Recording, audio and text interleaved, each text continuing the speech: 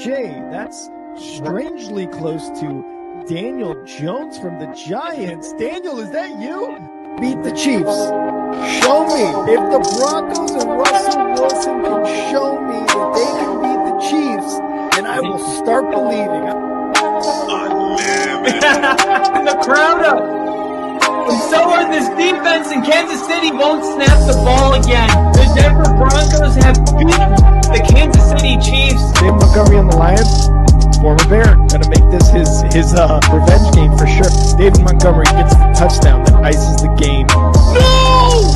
And there's a flag. There's flags. There's flags. There's flags. There's flags. Snap. Hold. Kick. Denver wins! Denver wins! Let's go! They open. No! What happened? Oh, shit. Yo, what's up, everybody? Welcome back to Only Football Today. We're going to be talking our Week 8 predictions for the NFL. We have got a pretty solid slate of games. We're going to go through each game and give you guys our predictions, starting with Thursday Night Football and obviously ending with Monday Night Football. We're also going to be doing our top five. And of course, we're going to end it all off with the Chives with Kyle. Let's get it.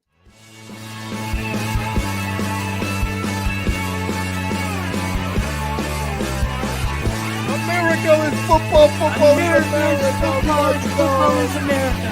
And if you don't like it, you can kiss your candy ass. For the moment in time, I don't give a damn. Oh my God. You love it. 30 to 27. No! Chiefs win. Chiefs No! win 30 to 20.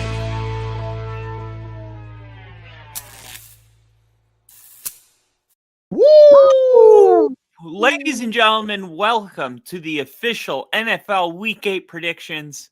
I'm fired up. My name's Kyle. That's Rick. I'm Rick. That's Kyle. And we are going to see if Rick can get some of these right this week. I know. It's been hard for him. He's been struggling. I've been struggling getting hard. You're right. Mm-hmm.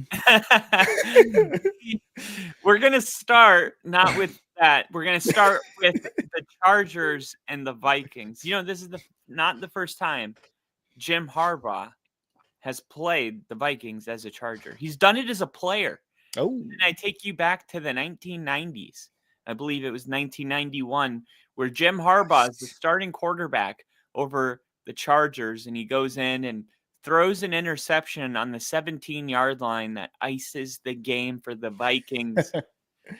Man, it's funny remembering these guys, some of them as players, but now he's much better at coaching than he ever was at quarterbacking.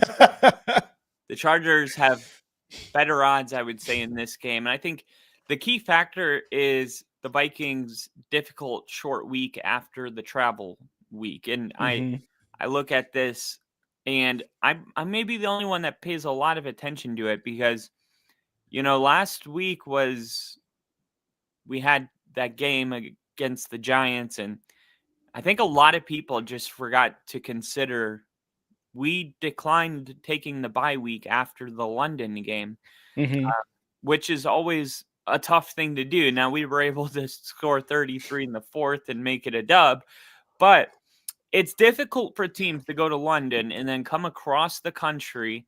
And then not only that, but you look at the Vikings, they're going to come all the way back and then travel across the country again to get to LA. Cool. And I think while Wentz has provided a spark for the team, I think the Chargers are considered the better overall team.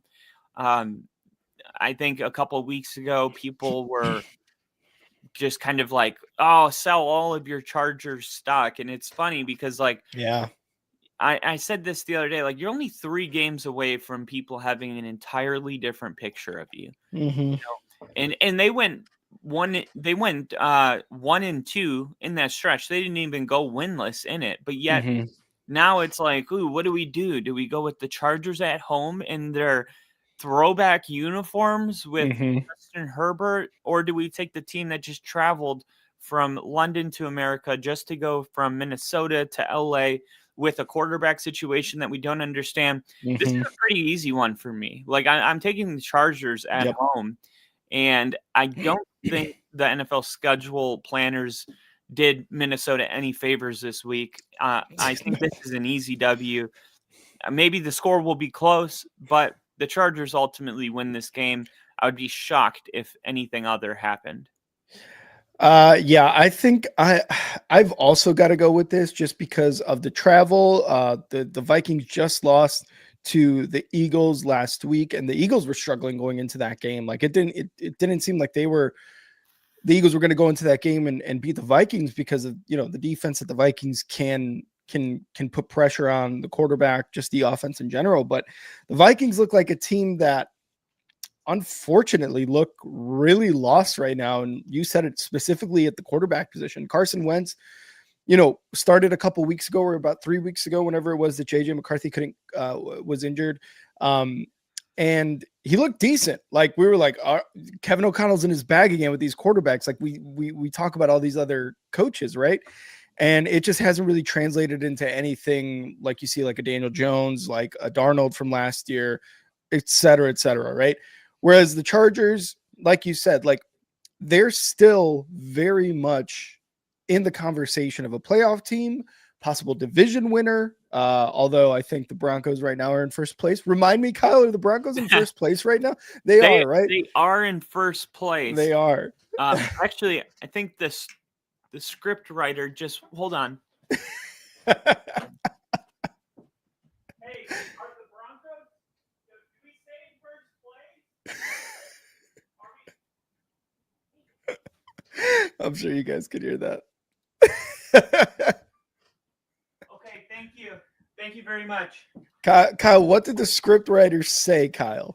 Okay, so the scriptwriter actually said they're staying there. Let's go. They're not going anywhere, baby. Let's ride. So there you go. Broncos are in first place, but Chargers again still look good. Like Kyle said, like 3 weeks from now, we're talking about a different Chargers team, possibly whether on the worse end or on the better end.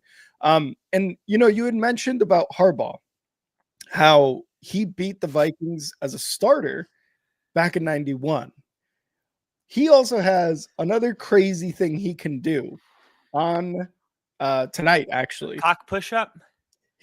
I've actually seen him do 3 of those. So no, that, he has the opportunity to do something that only one other man in the NFL has done, and that is win 60 starts as a quarterback and win 60 starts as a head coach.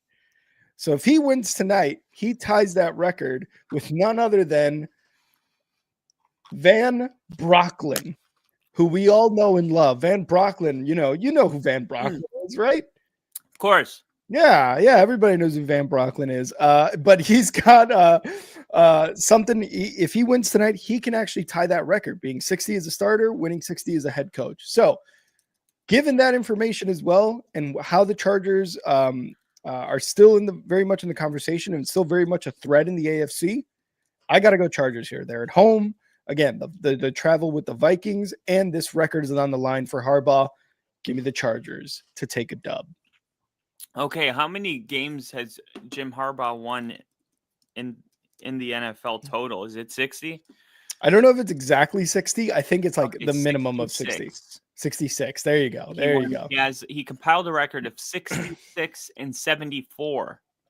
He made the playoffs 3 times, and I remember this one, including a shocking 95 season where he led the Colts to the AFC Championship game, a game they lost to the Steelers, and then the following year, I don't remember if he got hurt or if he just started playing terribly, but the Colts finished as like one of the worst records, and then that's how they ended up getting Manning.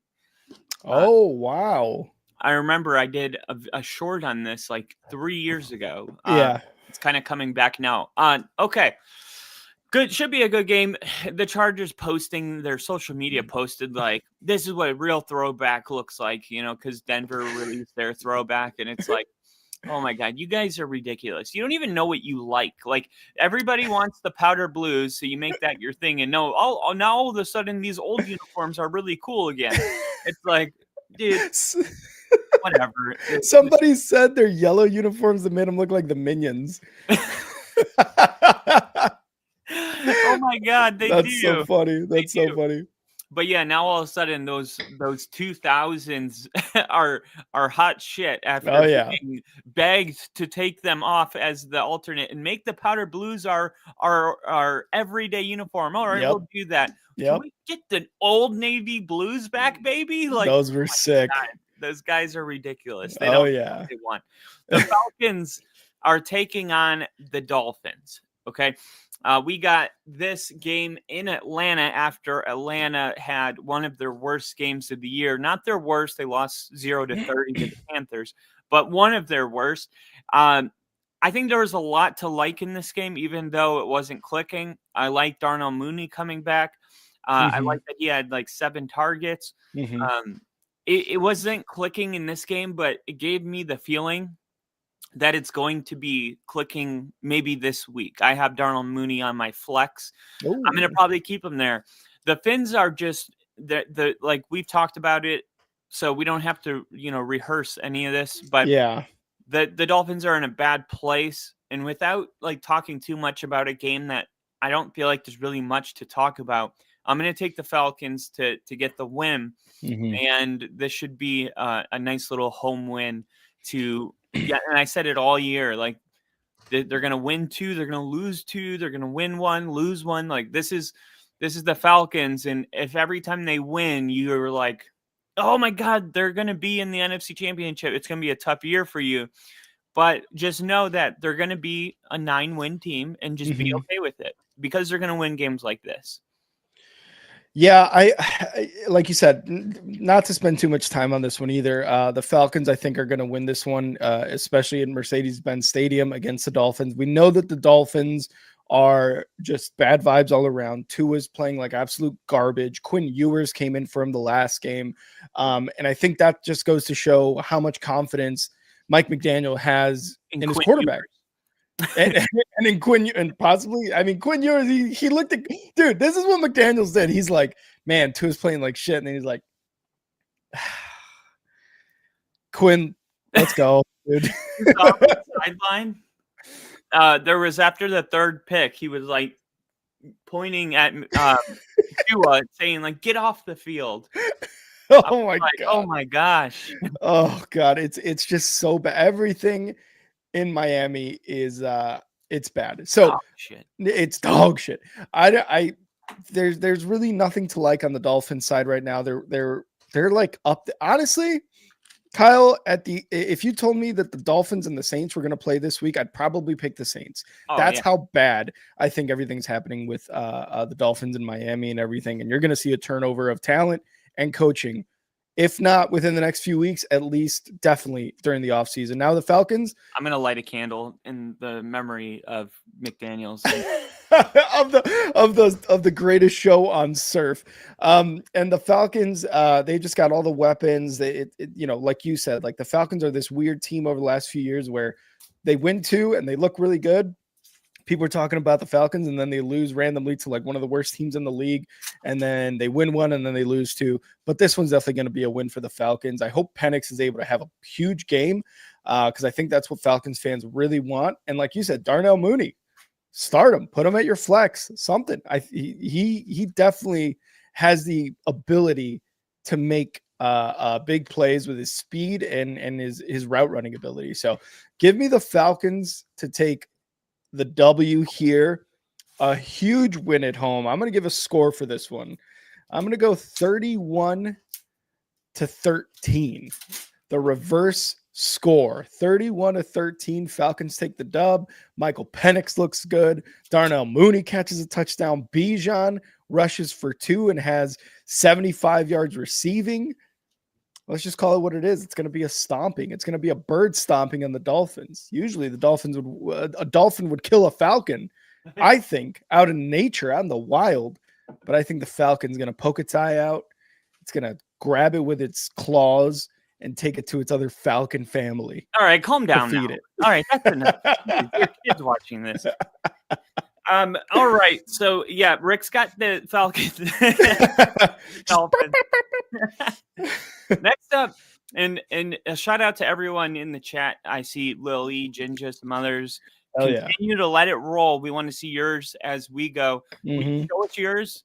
We'll show you ours. Next up, we got the Bengals and the Jets. And oh God, do we have to? Okay, this is crazy because I know I'm being unfair to the Bengals who traded for Joe Flacco and beat the Steelers in a game where Joe Flacco looked great and Jamar Chase broke records.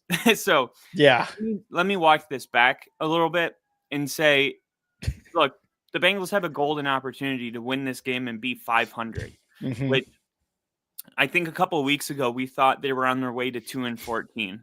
So the fact that they've been able to turn this around, it says a lot. Now for the Jets,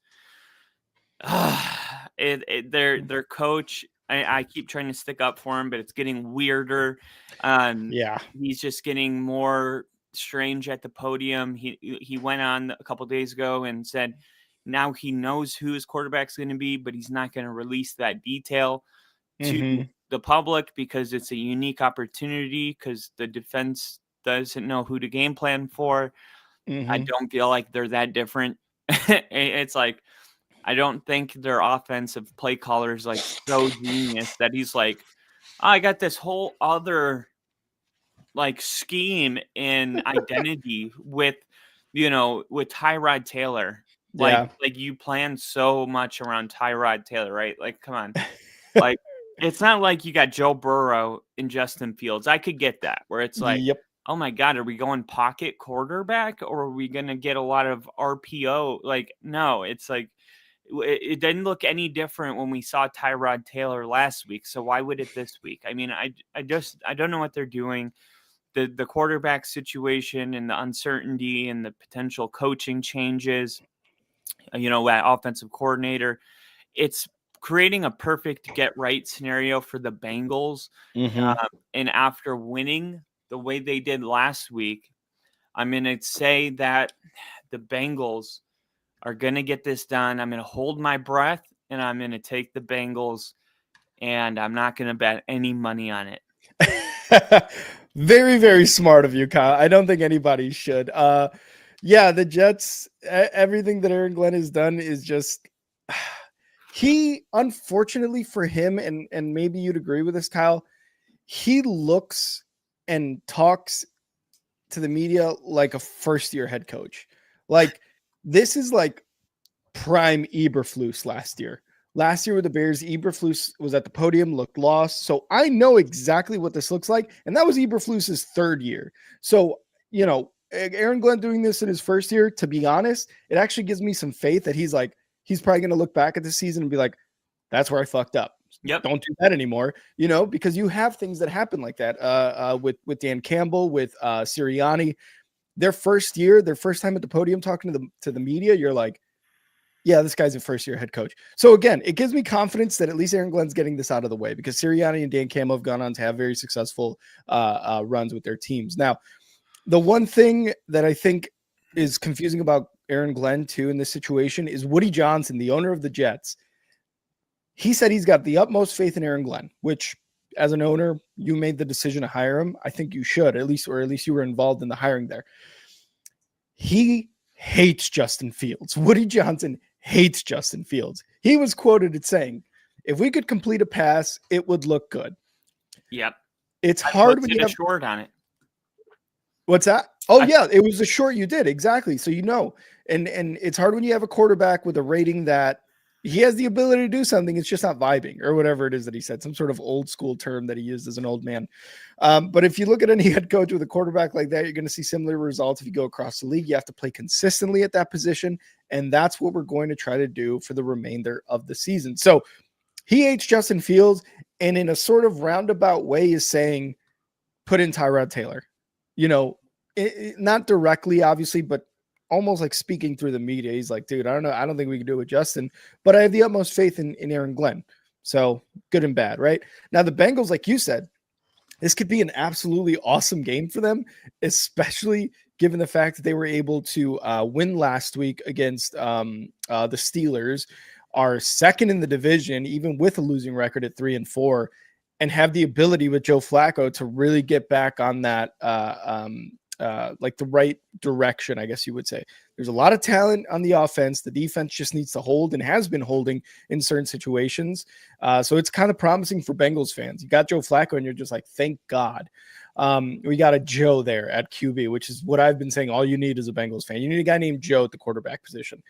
I think all of this put together makes it a big, big win for the Bengals. They get back to 500, and the Steelers are kind of looking over their shoulder and being like, are the Bengals about to go at the division? Are they going to go on a run here? But give me the Bengals to win this one. This is going to be a fun game. I think it might be like Tyrod Taylor, Joe Flacco, two old heads again, just kind of going at it, but the Bengals come out on top. Lil Lee's taking the Jets 36-21. I don't even know if they could score 36, Lil Lee, but hey, there's hope. There's hope. Yeah, and do you know how long Omari and Hampton? I know we passed the Chargers game, but do you know if there's a timetable on his return by any chance? Omari and Hampton. Let's see here. I've got the report up. First round rookie Omari and Hampton and veteran Najee Harris on injured reserve. So at least 4 weeks. At least 4 more weeks from today? With Hassan rolled out. Yeah, I don't know if it's 4 weeks from week 8 or if it was 4 weeks from week 7. But if you're on the IR, I believe the minimum is 4 weeks that you got to be out. Okay. Yeah. And so it just depends when he was officially exactly. Yeah. put on. Okay. Yep. Wow. Okay. Well, I was like, shit. Yeah. Somebody in my league just dropped Omari and Hampton, and I'm like, okay. You sure? I just put in a quick waiver. I'm like, what are you doing? Why? Yeah. Like, why would you drop him? He's going to be healthy for the playoffs, and he was getting like 28 points a game. But wow. dude, the Chargers are really missing out on him. Like, he needs to come back, and that offense will start to click. Same with Joe Alt, who will be back today. Nice. The Eagles got a win finally after losing 2 in a row to the Broncos and the Giants, and then they, like you said, struggled with the Vikings, but then finally able to get a win. And now this has turned into a potentially amazing divisional game. And who would have thought that week 1? Like, watch Giants Eagles week 8, it's going to mean something. But the stars have aligned, and here we are. The straight up winner remains with the Eagles due to their overall depth, talent, historical dominance in this rivalry. I think the prediction that the Eagles are going to lose twice in 3 weeks to the Giants, it's a tough one. And then you got to also take into consideration the emotional loss that the Giants just took. Yeah. When you feel like you did everything right and you still lost, it's really hard to just turn the page and be like, on to the next, right? Yeah. But that's what they're going to have to do here. Philly's won 15 of the last 18. I don't really care about that because Jackson Dart's won 1 of the last 1, you know? Yeah. He only played the Eagles once, and he beat them bad. So now I think the Broncos have a much better defense than the Eagles, but he was able to, I mean, he still completed less than 50% of his passes, but he was able to, I don't know, I don't want to call it luck, but there was a lot of tip balls that ended up being 55-yard touchdowns. And there's just like a belief out there. The players are keeping the play alive. He's keeping the play alive. They're coming up with these miraculous plays.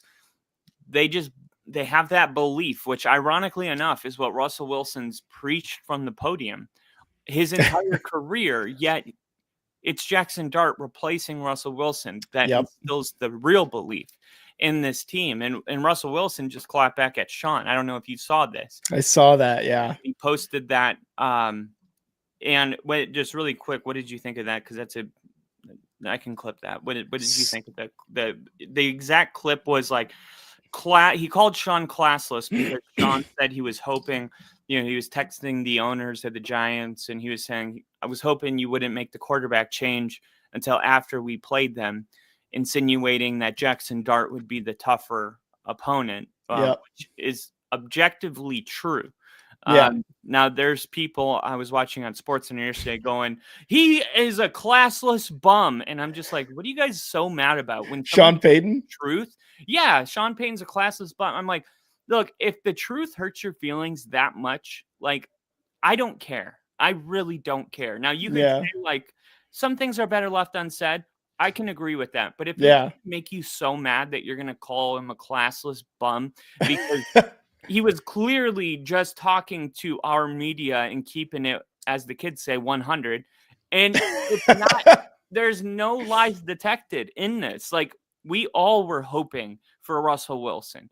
But because he said it, he immediately is a classless bum. I just, wait, where did this take you? I'm going to be honest. Like, I don't think Sean should have said that. Like, I get what he meant when he cleared it up, but if you're Russ, what's that? Did Sean clear it up? Yeah, because he said here. I didn't know he cleared it up. I wish he would. Yeah, Peyton responded Wednesday, so this was just yesterday, that his original comment was comment quote was strictly about Dart. In no way, shape, or form anything that was directed at Russ. I might be able to see how he might perceive that, but coming off that win and watching how Dart played, that wasn't my intention at all. And that's fine, but Sean hated Russ. Sean hated Russ. He did not hate him. He hated offense, so you got rid of it. There's no feelings in this business. He hated how Russ operated. Yeah. What are you kissing babies for? You're not running for fucking governor. Exactly. He hated how he operated. You're right. He did not hate Russ. He probably doesn't hate anybody, if we're being honest. Like, it takes a lot to hate someone at a really, truly personal level. I think he just hated the way he operated. But when you look at Russ's side, when you see something like that, he was in the room. He was in the same organization with Sean for a season, right? I'm sure there was some tension when Sean came in and immediately was like, yeah, there's going to be no private offices, private trainers in my organization if I'm the head coach, right? Your own office. Exactly. Like, there's definitely tension the second Sean accepted the Broncos job when Russ was still the quarterback. To be fair, our media was asking him all of these questions. Sean wasn't bringing it up, but they were like, Sean, like, what about the extra? Like, they knew what they were doing. Our media 100%, 100% forcing Sean to answer these questions, where of course Sean's gonna be like, no, we're not doing that. And then we're gonna be like, oh, Sean's not having it, Yeah. Like, well, he didn't go out and say it on his own. Like, you guys forced him literally in the corner with a microphone to yes or no, can he have two offices? Yeah, exactly. And he was just like, no, that I've never been in an organization. I think that this is kind of like exactly what he said. Yeah, I've never been in an organization where the starting quarterback has their own office, their own parking spot, their own training personnel. So again, there's a lot of tension there in that one season with Russ and Sean. And then again, if you're on Russ's, if you're looking at it from Russ's perspective, you probably think it's a shot, which I think most of us would think so in that situation, given the tension and given all that season with the Broncos. But I think Sean maybe tried to get away with it and just didn't, because people were catching on to it. So I think at the end of the day, because he's the one that clapped back. Well, again, from Russ's perspective, that's what you're thinking he's trying to say, right? No. I'm just saying I didn't hear about this until Russ posted, the statement. I didn't even. Right. I was watching and I didn't pick up on that was a Russ insult, because we're all like, yeah, of course, And then Russ makes that post, and then you watch it from a different lens, and you're like, okay, yeah, I could see why he had his feelings hurt for sure. Exactly. So I think that was one of those situations where maybe the words were misconstrued, but also like Sean's been around the league for over a decade, 15 years, whatever it is. I think even he knew, like, Yeah, maybe that wasn't the right way to say it. Or maybe I shouldn't have said anything at all to the media, because you can, I mean, as a coach in the media, you could be like, I'm not. No, man, I think, we would have won this game no matter who was a quarterback, something like that, to that, whatever. And Sean has always had a really good way of, like, you made that comment about Aaron Glenn. You can tell he's a first-year coach based on how he's talking to the media, connecting Eberflus's first year. Sean came in and was like, don't ask me about injuries after a game, ever. Don't, do this. Don't do that. I'm going to come in, I'm going to make a statement, and then you're going to ask questions. Like, and he came from Bill Parcells, who had a very interesting relationship with the media. And it was one where Bill Parcells knew the media had a job, and he would give them something like this. So they had something, like, Sean knew what he was doing. He might act like he didn't, but he was giving the media a bone here. And he was also, because I agree with you, like, Sean knows how to play the game with the media, and he will act innocent, and he'll do things like this so that our writers, make money. You learn these guys have families and stuff, and you want them to have a national story. And look, it's all competition too. Like, Russ, right now, your arrow's pointing down. Sean Payton and the Broncos are going up, dude. That's competition, baby. That's how you win games mentally and physically. Yeah, so that's why you kick an onside to start the second half. You got to have that in you. That's what I'm saying. Like, Sean Payton, did he know better? Probably, but there's also a mental edge to this sport, and really all professional sports at the end of the day. Look at Michael Jordan. Look at Tom Brady. Oh my God, this guy beat me at golf once, or he said something at dinner once.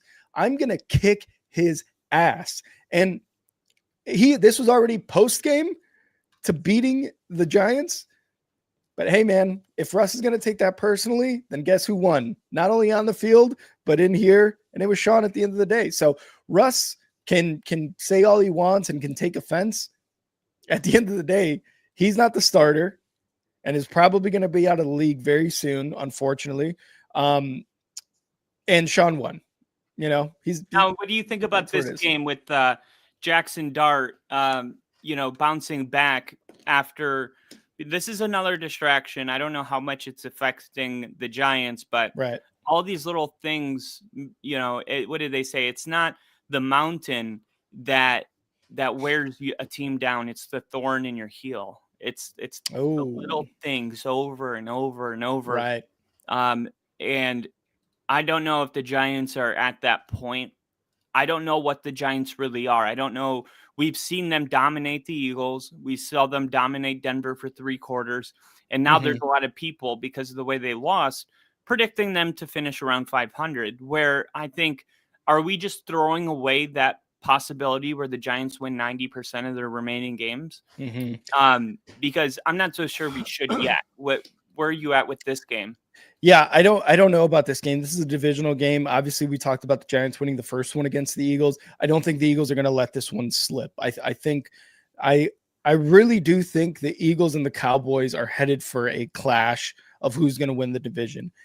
The Commanders are obviously having their issues, but the Giants, I'm not necessarily dismissing them as a 4th place team. I think I said at our last episode, where can the Giants actually be 2nd or 3rd in this division right at the end of the year?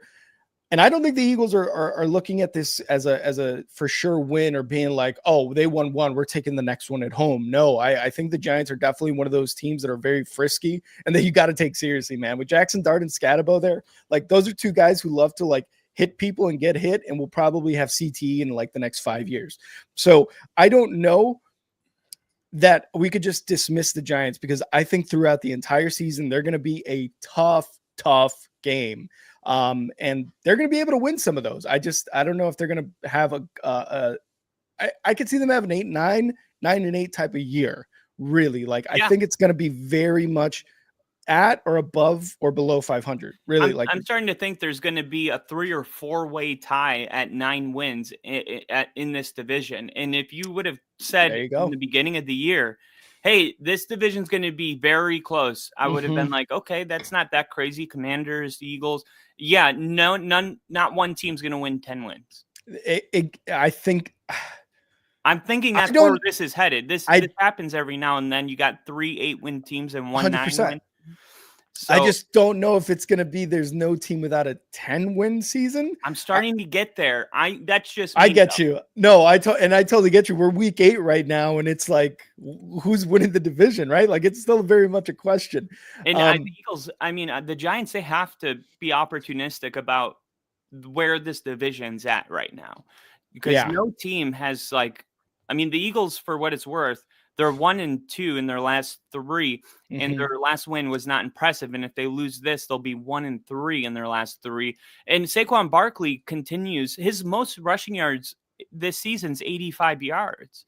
It looks bad right now with the Eagles. They can't run the football. They can't do anything. So we'll see what happens. We got the Bills. Just to be clear, who are you taking to win this game? I'm going to take the Eagles at home. The Giants have a lot of injuries, and the Eagles, they don't have Ojulari, but they're bringing in Brandon Graham. We'll see if he's able to do anything, but I'm taking the Eagles at home for this one. This was going to be a close one. Yeah, and I'm going to swap my pick to the Giants. I'm going to go with what I've been seeing and not what I think will happen on this one. The Bills and the Panthers, despite their recent 2-game losing streak, the Bills are a heavy favorite. Coming off their bye, they get arrested Josh Allen. That gives them an advantage, especially with Young reportedly out due to injury. Now they're going to be replacing him with Andy Dalton, Andy Dalton remains a viable starter.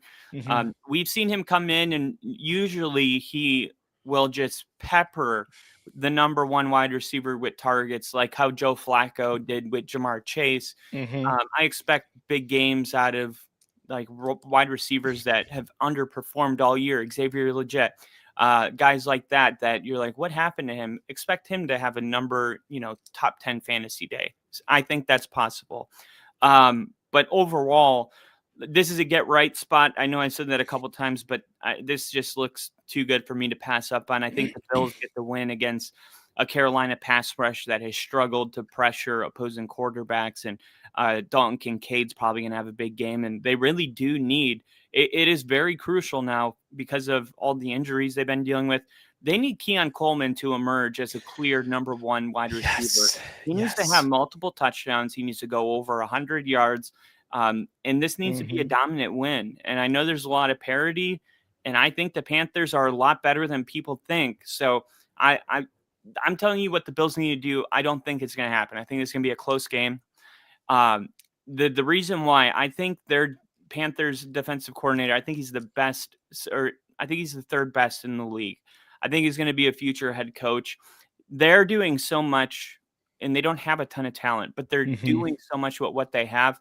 It's going to be a close game. I think the Bills could still win by around 8.5 points or 8 points. Where are they favored at? Do you see it? You don't have to go looking for it. I'll find it while you go. No, I had it right here. Damn it. -7. Oh, okay. So yeah. I guess I'm not against you taking the Bills with the points here, but yeah, it's not my favorite bet this week. Yeah, and for me, the bye week for the Bills could not have come at a better time. They lost 2 in a row. They get their bye week, so they are very fresh for this game. Although they do have a couple people kind of dealing with some injuries: Curtis Samuel, Dalton Kincaid, Matt Milano, their linebacker. Josh Palmer most likely won't play this game. But they could not have had a better time for this bye week. They lost to the Patriots on, I believe it was Sunday Night Football, and then they lose to the Falcons on Monday Night Football, or I'm pretty sure it was a primetime game, if I remember correctly. So yeah, they got beat 28-14. 24-14, I believe was the score. So yeah, 24-14, 23-20 to New England. One of these was at home, one of these was away, so they could not have come for a better time. They're a little bit healthier. They're probably resetting, which I'm assuming that's what a lot of NFL teams do during the bye week. Hey, let's work on this. Let's fix this. How can we improve for this? 2 back-to-back losses on primetime definitely is a kick in the gut for a team that should be running away with the AFC East and instead is like in competition right now with the Patriots and Drake May and Vrabel. So I think they're going to be able to take the rest, get healthy, and stomp the Panthers, even in Carolina. And the Panthers, they're looking at their 4-3 record being like, this is nice. It's really nice to have a winning record right now early in the season, right? But I think it's going to be short-lived. I think they get back to 500, even at home.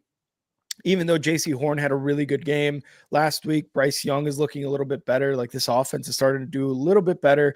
But the Panthers are so up and down this year, where it's like, what Bryce Young are we going to get? Are we going to get the Bryce Young that impressed us all of like late last season? Or are we going to get the guy who can barely complete a pass over the middle, or can barely get 200 yards passing, can't overthrows the wide receivers, this and that?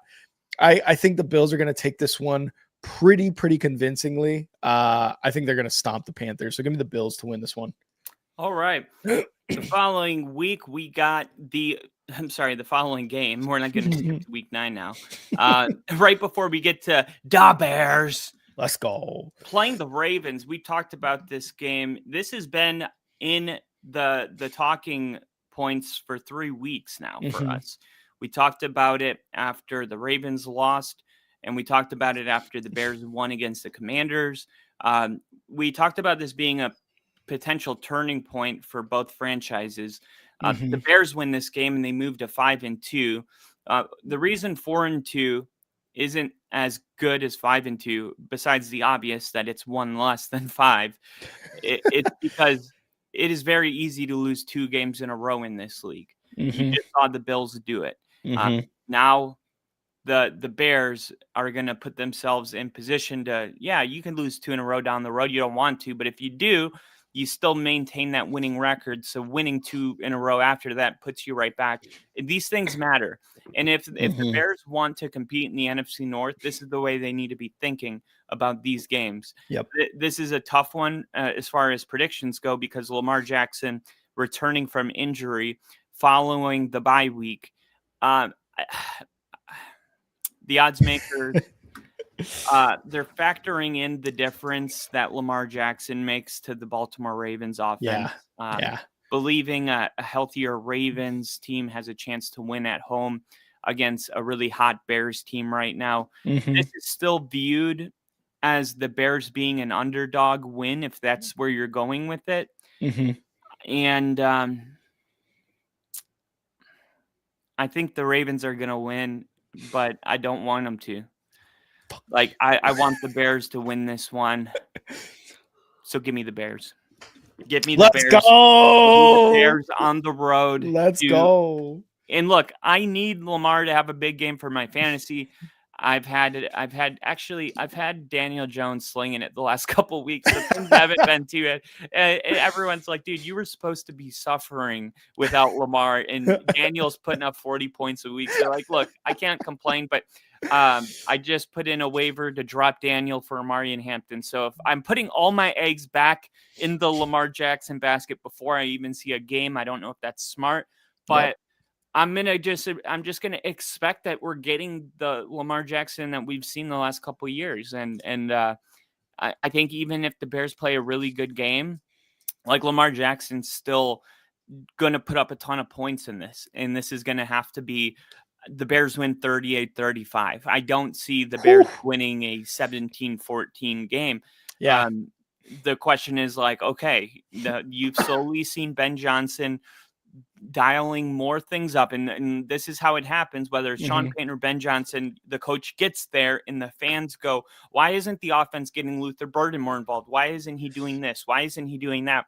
And we're not considering, like, hey, we want to run 15 plays really well, and then we're going to expand to 25, and then we're going to expand to 35. And this has been a slow ramp up for Ben Johnson. And if you're curious, like, how can you prove that that's what's happening? Look at Kyle Monangai getting 13 touches. Look at the couple red zone touches he's getting as well. Look at Luther Burden getting more involved in the offense. Look at Swift having the more 10-yard plus rushes in any game in his career. He had more rushes that were 10 yards or more last week than he has in any other game. So, like, you're starting to see the little things, the week 1 things. The Bears are starting to do those things really well. And because of that, they're starting to add in Kyle Monangai and add in Colston Loveland and Luther Burden. And I think you're going to have a week where you're like, I don't know if you guys are ready for this type of a game plan, but I'm going to throw it out there and see, sink or swim for the Bears this week. You're taking the Ravens. You're going to need to score points. It's time to Ben Johnson to take off those life jackets and see what the Bears are made of.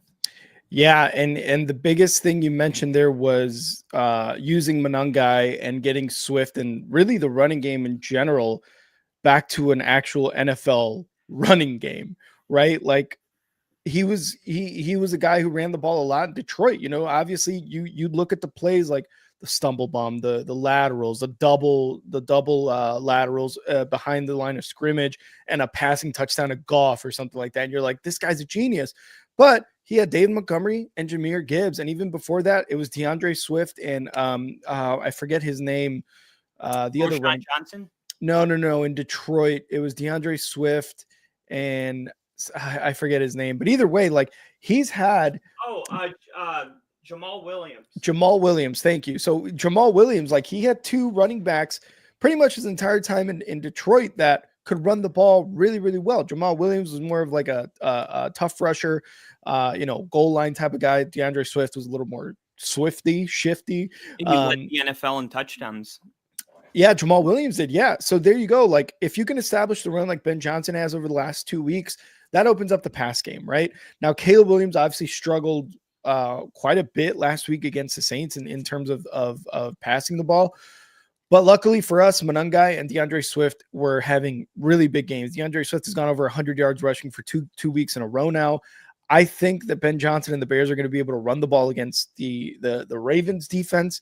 And hopefully, if we're able to do that very successfully in that first half, throughout the game, whatever, it's like you said, all right, Caleb, let's go deep. Let's get some to Rome. Let's throw to Luther. Let's get some more flea flicker stuff in. Let's get a little bit more creative. Get Colston Loveland involved. Get Cole Kmet more involved. I've seen his production go take a big dip. And the defense, hopefully they're able to take the ball away. You can't live on turnovers as a team, but if they can continue to do that, then I mean, it just makes us better. It's going to be difficult, I think, to get turnovers against Lamar Jackson now that he's back at quarterback instead of Cooper Rush.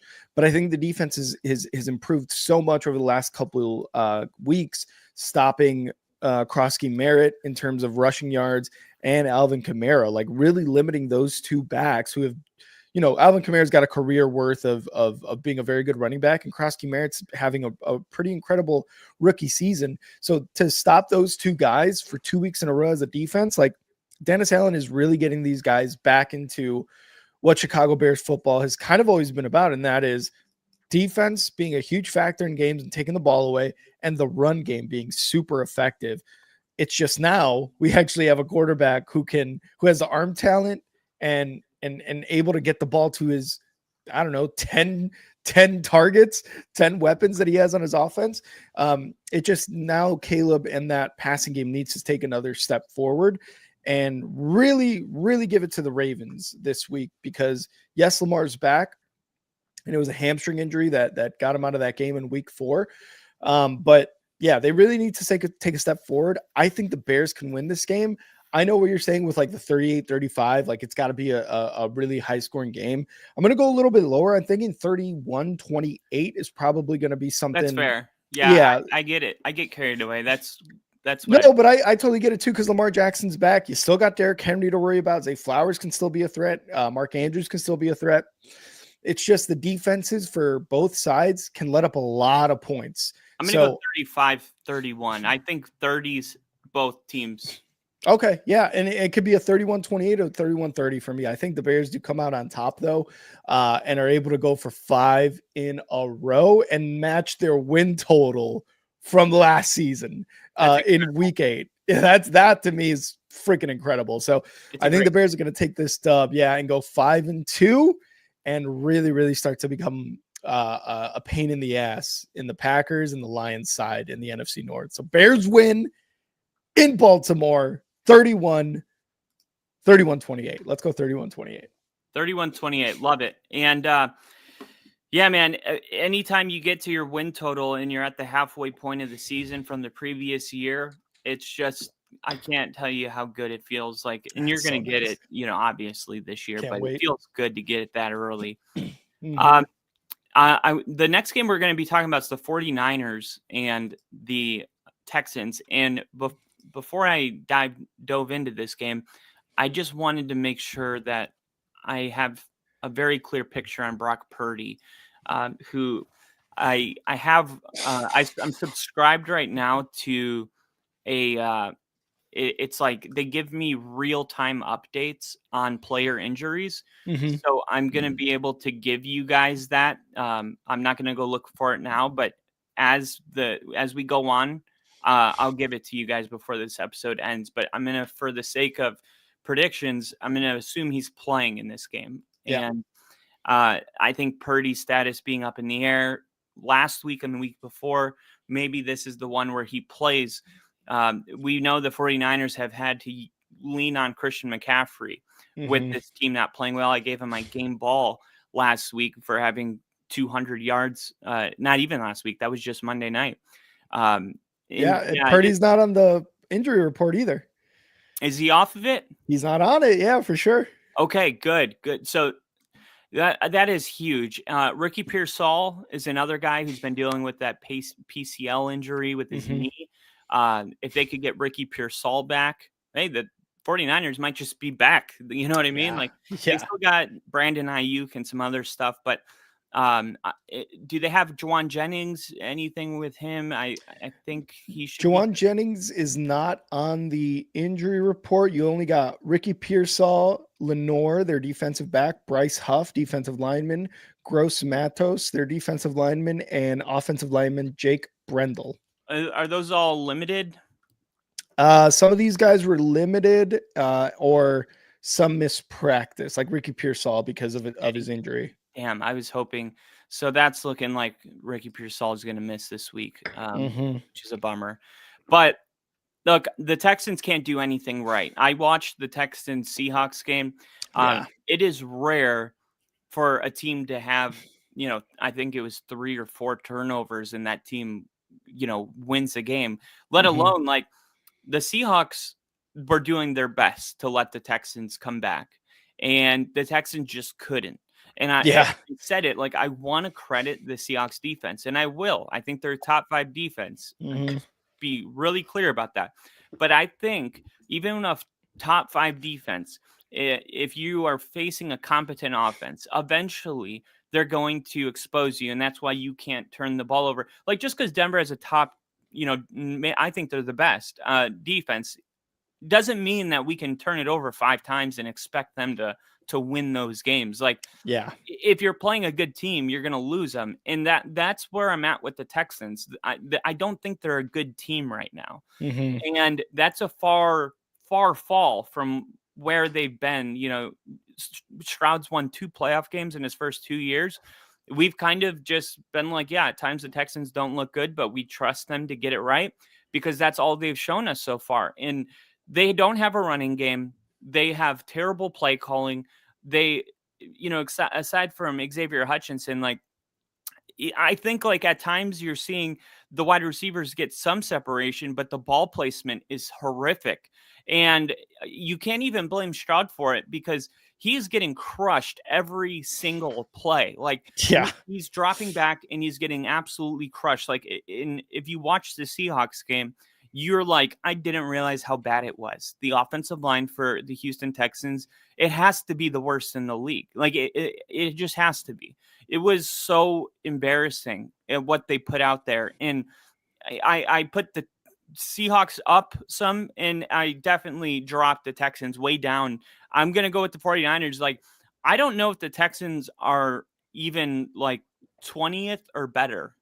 You know what I mean? Like, I think the Texans might be like, the 25th ranked team in my book right now.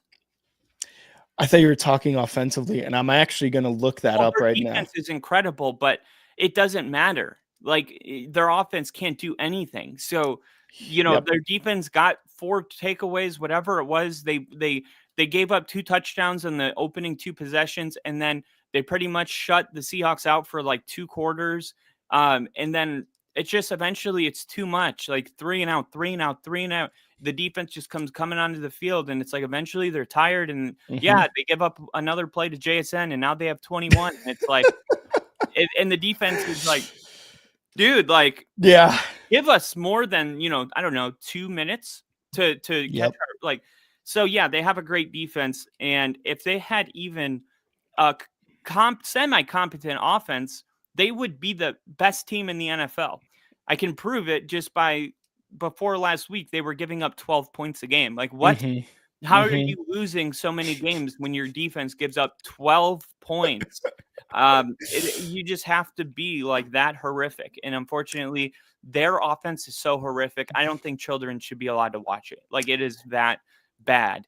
Could not agree more. It's scary. It's scary how bad it is. Could not agree more. The Texans fans right now are going through what I've gone through as a Bears fan over the last several years, where our defense has been very good and able to take the ball away and able to stop crazy good drives. And then our offense comes out and it's like 3 and out, 3 and out, 3 and out, 3 and out, 3 and out. And to the Texans' credit, the team as a whole, you're right, it is not good. They are 21st in points per game. They are 23rd in total offense per game. So that offense is really, really dragging that team down. Their special teams, who knows? I haven't heard anything about their special teams, so it's probably decent, mediocre-ish. But their defense is so good. They have so many playmakers there. CJ Stroud, his offensive line just is garbage. Nico Collins dropped a pass, I think, on Monday Night Football or whenever it was, where I was just like, how do you drop that pass, dude? Like, it's Nico Collins, and him and Curtis or Christian Kirk may not play in this game against the 49ers. And those are the best offensive weapons that the Texans have right now. So CJ Stroud and this offense are going to continue to struggle because CJ Stroud doesn't have enough time to throw the ball. Their wide receivers are hurt, or their wide receivers are dropping passes at their chest, in their hands, whatever the case may be. And the running game without Joe Mixon is difficult. Whereas the 49ers, I feel like even through the injuries that they've had, whether it's Purdy, whether it's George Kittle, Jawan Jennings, Ayuk, they're still finding ways to win games. And even though they're going up against one of the better defenses in the Texans, it's going to be easy for the 49ers defense to be like, hey, you guys go out there, give us some long drives, give us some 4 or 5 minute drives. We'll come back out there and stop that Texans offense because we know we can do it.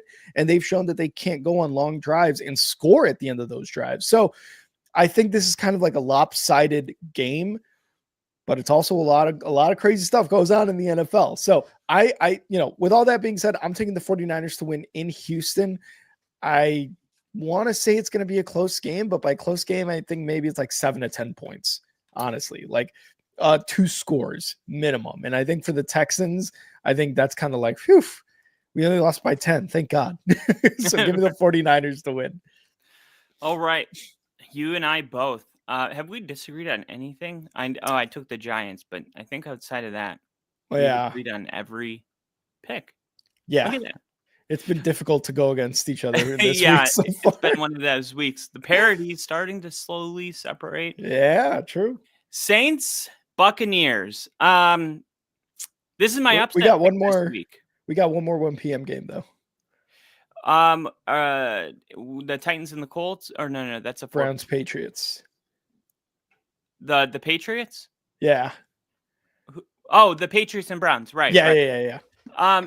Thank you. The Patriots and Browns. Okay, the case for the Browns having a chance in this game, I think, rests heavily on their elite defense. Now we've seen the Browns defensively the last couple of weeks. Like we were like, I don't know what to do with this game, but the only thing I trust is the Browns defense. So we're going to take the Browns. We've seen those picks be fruitful picks for us. Like we did that last week, and they demolished the Dolphins, right? Was it the Dolphins? I think it was. It was like 24 to 3 at one point or something. Yeah, let me look that up, the score real quick. Yeah. The Browns have actually, in a way, 31-6. 31-6. And look, that was with us going, the only thing we trusted the Browns defense. Yep. And good thing that we're at least smart enough to not just chalk both teams up as the same when they're not. And the Browns defense has been doing great so far. How are they going to do against the Patriots offense, which has looked spectacular? There is going to be a study on Drake May when the season concludes as to how this happened, because Drake May has been that great this year. His deep ball accuracy is impeccable. His decision making is incredible. He is seeing the field so well. Too high safety, blitz coming from here, I'm going there. His decision making is just, it's so quick and it's great. And then the way, obviously he's gifted, and that's why he was drafted where he was because of the gifts. And they were like, but he's got a lot of learning to do. Now I'm looking back at this and I'm thinking, who was evaluating Drake May last year, saying that he was over there practicing on just getting the snap? Do you remember this? In the offseason last year, he wasn't even practicing with the team. He was working on getting the snap. And I'm like, I remember that. Are you sure that's where Drake May was last year? Because who was it that was head coaching this team? The defensive player for the Patriots all those years? Yep, Gerard Mayo. I mean, not to throw shade at him, but I just don't know if Drake May made this big of a jump or he was misjudged from the jump. If you know. So I think Drake May is a lot, and the reason he was drafted so high was because he has all the intangibles. He just has to learn the game better. Okay, maybe that was true, maybe it wasn't, but we do see that arm talent. He runs to the left, he can still throw it to the right. He can do all these different things, and it just seems like right now the vibes are so good in New England that Mike Vrabel, Kyle Shanahan's the only other guy that I could be like, yeah, coach, because the Bears, they've been predicted to be good for so long that now that they're finally starting to be good, it's like we're all like finally it's not even like the Patriots. When you exceed expectations, it's looked at way different, right? Even though they're both with the same record nearly, the Patriots being here is like, wow, they look at what good coaching can do. It's almost accelerated. Yeah. And it just right now I'm like, are the Browns really going to be able to go in and knock this team down? Hey, you guys are feeling a little too good about yourself. Can I give a Myles Garrett sack? I'm going to go with the Browns. Upset win again. Ooh. The Browns upset the New England Patriots. Wow. This is going to be a very ugly, low-scoring game. I'm taking the Browns 13-10. And I think Drake May's great. I just think at some point, he's going to – and the Bills, I went through the schedule, Rick.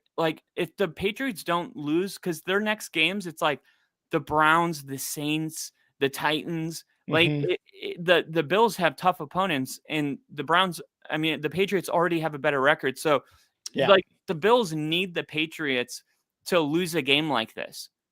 And I just don't see it happening. I'm sorry. I'm going back to my Patriots pick. I feel like the Patriots know what's at stake. And they know, we can't lose a softball game this year if we want to win the division. Yeah. And it's obvious that if they lose a game like this, they're not ready to win the division. And how can you bet against this team right now? They look too good. Yeah, this is actually a tough one for me because everything offensively that the Patriots have done has looked really good, and Drake May is the guy at the helm, coordinating the entire thing. He's got Kayshon Boutte. He's got Hunter Henry. There's top touchdown targets. Stephon Diggs, surprisingly, has not had a touchdown this year, which is really weird. And when you look at him as being his number one, he's gone over 100 yards receiving twice against the Bills and against Carolina. The Cleveland Browns are the third best passing defense. They are the fourth best rushing defense. And so far, Ramondre Stevenson and I forget his name, the other running back, that TreVeyon Henderson. Yeah, thanks. They haven't they haven't really broken out. Like the rushing game hasn't really broken out, but I think a lot of this credit in terms of the offense has to go to Drake May. Stefon Diggs isn't really a wide receiver one. He's shown it throughout games, like I just mentioned, against the Panthers and the Bills. And Kayshon Boutte, I don't think he's there yet, but I think he might be getting there with Drake May. Yeah. It's just Drake May's able to be the guy who not only like gets the ball to his receivers, but is able to escape the pocket and keep plays going, and then able to on a freestyle play, broken up play type of thing, either rush it himself for a first down or get it to Hunter Henry, Boutte, one of his other wide receivers, Matt Collins, to continue the drive. So Drake May needs a lot of credit for this. And you said the arm talent is crazy, man. Like him moving left, throwing across his body to the right, him moving right, throwing across his body to the left. Like it's there. Like you could tell it's there. Against the Browns too, their offense with Dillon Gabriel has just looked super mediocre. We talked about just right now with the Texans looking really bad. I really don't know who looks worse on offense, the Texans or the Browns. Like, and that's not good company you want to keep, because the Browns are in the same situation as the Texans. Their defense is elite, top 5 across the board in the NFL, but their offense is probably bottom of the league, if not very last in the league in terms of all the yards and points and things like that. So I think the Patriots have somewhat of a decent defense. I mean, they're third in rushing. I don't know what their passing is. I think the Patriots take this one at home too, but I can definitely see an upset with the Browns somehow getting this win. I mean, they beat the Packers in 4 minutes, 4 weeks ago, 5 weeks ago, whatever it was.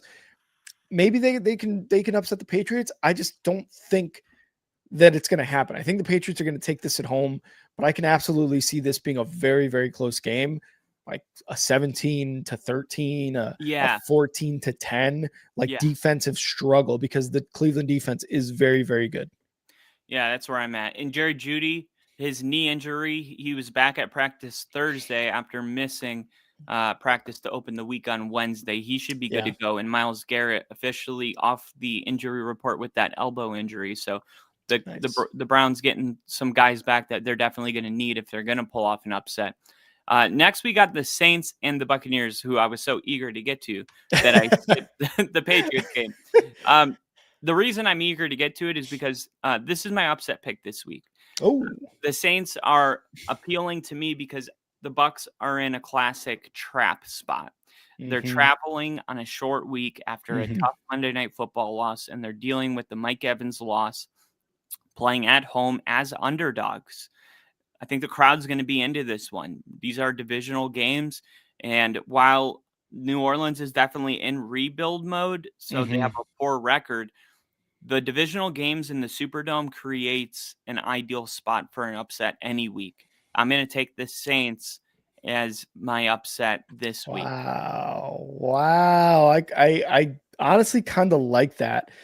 The Bucs coming off a very tough loss against the Detroit Lions on Monday night. It's a rough one, and I'm sure Tampa Bay's looking back at the game and being like, we had opportunities, we just completely squandered them. And the Saints, they just lost to the Bears. 3 total turnovers, I believe it was, or 4. I can't remember exactly what it was. Fumbles, interceptions, a mix of the two. Yep. But they scored end of the second quarter and the third quarter. And I was obviously watching that game, and I saw those drives, and I was like, the Saints can do this, even with Spencer Rattler. Like their head coach can get drives going. It's just, can the defense stop, the Bucs? Can the defense get a turnover? I like your upset. And I could totally see that happening. Kind of like I could see the Browns beating the Patriots on an upset. I just don't know if it's going to happen this week. I think the Bucs are going to be like zeroing in on where they made their mistakes and how they can be better. And hopefully Bucky Irving and at least Ibuka can be back, because they're going to be without Mike Evans. They're going to be without Godwin. And they're going to be without a couple other people. But New Orleans is going to be right now. Chris Olave didn't practice on Wednesday. He's got an ankle thing going on. Chase Young also has an illness right now. Didn't practice on Wednesday. maybe we can see, depending on the injuries for the Saints, the Bucks take a more convincing win, but I can absolutely also see the Saints upsetting them. But for now, I think I'm going to take the Bucks to win this game in New Orleans. I think it'll be a close game for about 2.5 quarters, and then the Bucks kind of break free and are like, look, we may have gotten our ass kicked by Detroit, but we're still a top team in the NFC. Yeah, and the Buccaneers, they went into that Detroit game like 4 weeks in a row needing a game-winning drive. And I was saying, like, those games are going to start turning on them, and they're not going to. And that's why I didn't understand the Bucks at number 1 because of their record thing, without the context of how they were doing it. Same with the Chiefs last year, but I think the Bucks are still going to be a good team, and they're probably going to win this division. But we've seen this every year, that there's no team in this division that just wins 11 or 12 games. That's just not how this division rolls. And and that's fine. Like, the Bucks do what they need to do when it matters at the end of the year. But yeah, this game, it would not, it wouldn't shock me. And I think the Bucks and the Saints, remember when Tom Brady was with the Bucks, the Saints were an underdog and they won like 33-0. Yeah. It was like an insane upset. Alvin Kamara had like 6 rushing touchdowns, and the offense for the Bucks couldn't do anything. So it's like the Saints are good for one of these every year, is what I'm trying to say. Yeah, totally. Now we're gonna shift gears. We're gonna go to a Denver Broncos game here, where they're taking on the Cowboys, which I love this game. I've always loved this game because it reminds me of my childhood. And when I say childhood, I know I'm getting old because I was over 18 when I saw Peyton Manning run a bootleg on the 1-yard line. It was so naked of a bootleg. They should have had their own OnlyFans channel just for this bootleg. Like, Peyton Manning fakes out the camera crew. That's how you know when it's a good fake. Oh yeah. The camera doesn't even know who has the ball, and then Manning walking in the end zone on the left side. It was his first rushing touchdown in 4 years, and he fakes the handoff and he just kind of rolls out, and he's just awkwardly running into the end zone, jogging into a touchdown. Was so funny. No one near him. He could nobody. And it would have looked way cooler, but of course he, wanted to jog and look weird. But it was. It was probably one of the best games I've ever seen. Denver won like 51-55. It was incredible. It was fireworks. Denver ended up breaking the record for most points scored through the first 5 weeks of the season. Yeah. And that was the year that they would go on to breaking every offensive record and going to the Super Bowl. And it was really this game where we were like, wow, even if we give up 50, we'll win. Like, this offense is incredible. Yep. And so it just reminds me of like watching that game with my Uncle Wolf, who was a Cowboys fan at the time. And I in Denver, the other reason it probably gives me good vibes is because they haven't lost to the Cowboys since I think like 1985 or something. Wow. I don't have the number in front of me. It's insane. And I want to actually pull it up because the stats like this matter. Beat the Broncos. It was.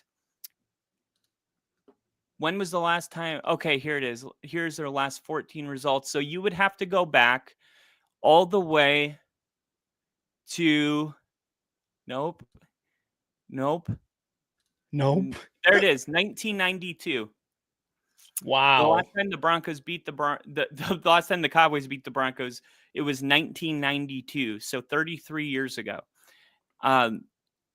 Look, the Cowboys are one of those teams where offensively they do scare you a little bit. But Denver's wearing their throwbacks, and I'm not one to just it's over. Go, oh, they're wearing the throwbacks. Let's go with them.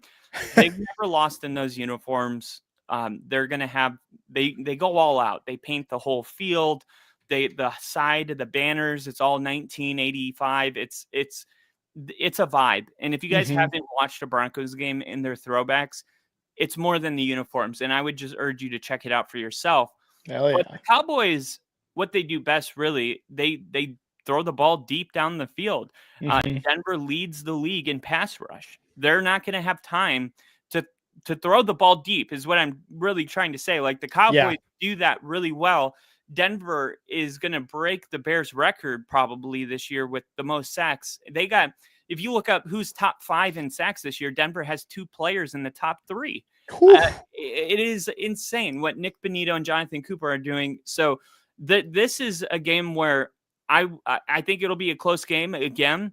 But I think the game environment, the uniforms, the historic struggles, the pass rush, it's all coming together. And I just think Denver's the superior team. I think the Cowboys are looking good, but I just see Denver as the better football team because their defense is a force to be reckoned with. Yeah, I know you don't do the uniform thing, but pick the win off the uniform, but I'm going to do that. And the Broncos and their throwbacks, the Orange Crush, it's the Orange Crush ones, right? Yeah. That's just a uniform game for me. And it's like you said, like, it's really cool to see that as to see that and think of like my childhood and see the Broncos in that. And even for people who are a little bit older too, like seeing that and being like, oh, I remember when the Broncos, this was their uniform all the time. Right. I'm picking the Broncos based off the uniform, dude. The miraculous comeback last week, 33 points, 250 whatever yards in the fourth quarter is just awesome. And while you can't always expect your team to do that, kind of like how you were saying with the Bucs, like they needed a game-winning drive. I think the Broncos, Sean Payton, Bo Nix, they realized that. They're like, you know what? We got to be better in the first 3 quarters to not find ourselves in another situation where we have to win with 6 minutes left. Yeah, they had scored 3 points in their previous 6 quarters and then scored 33.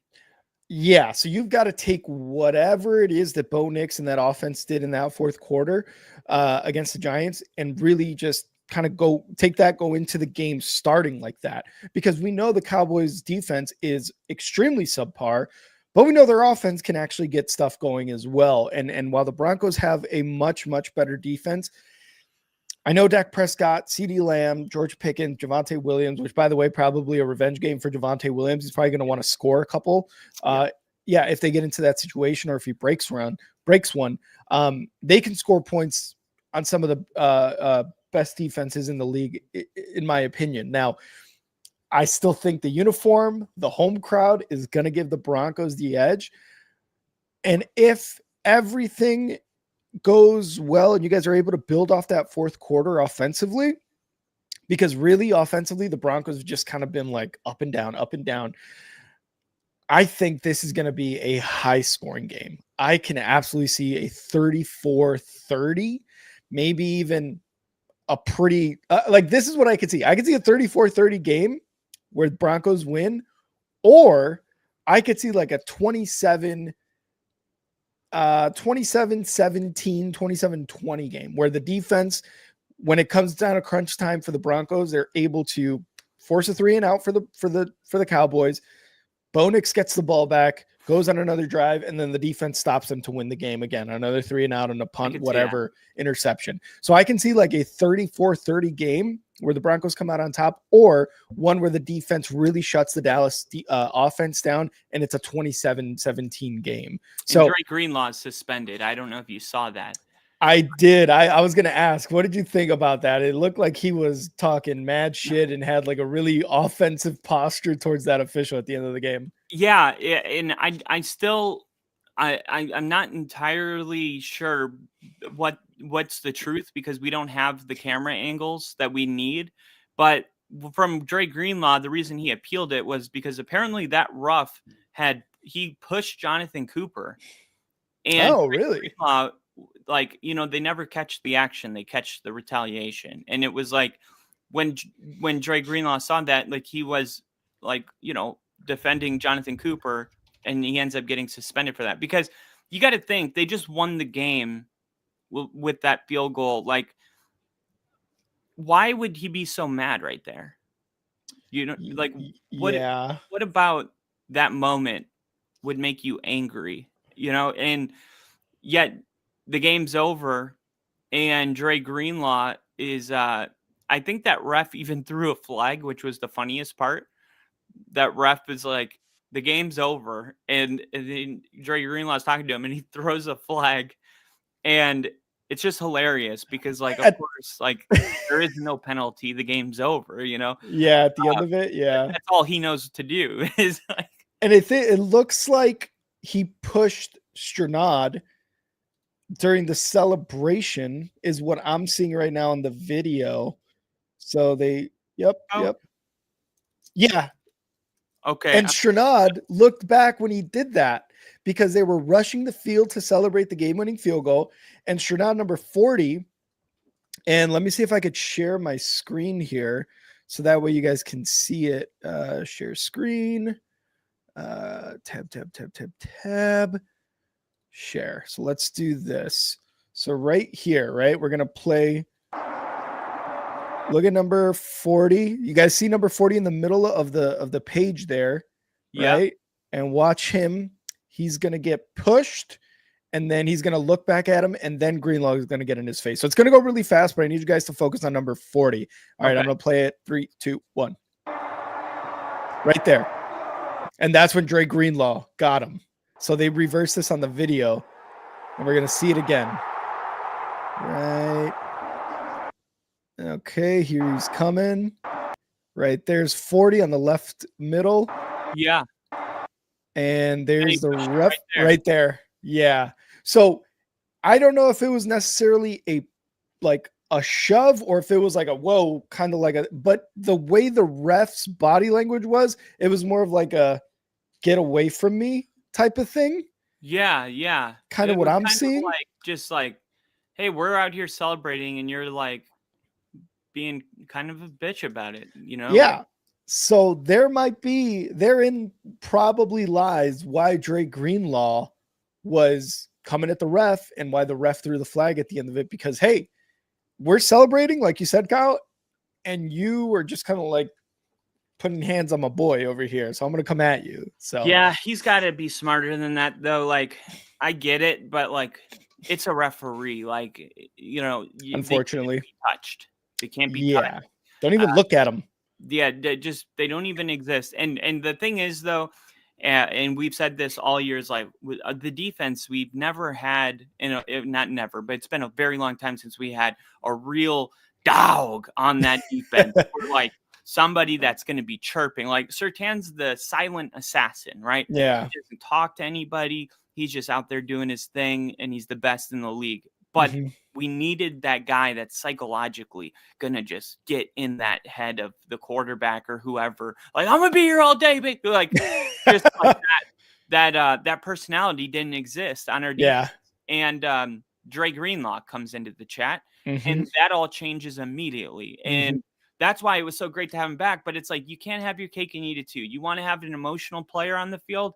Well, this is what comes with it. You know what I mean? Exactly. Yeah. Like, can you not be like yourself and restrained? You want to say that, like, it makes sense, right? But it's like, how possible is it? I don't know. Yeah, it's going to be tough. But yeah, I think there's overreaction maybe on both sides with Dre Greenlaw and Strnad, and with the ref too throwing the flag and being like, he needs to get suspended, and whatever the case may be.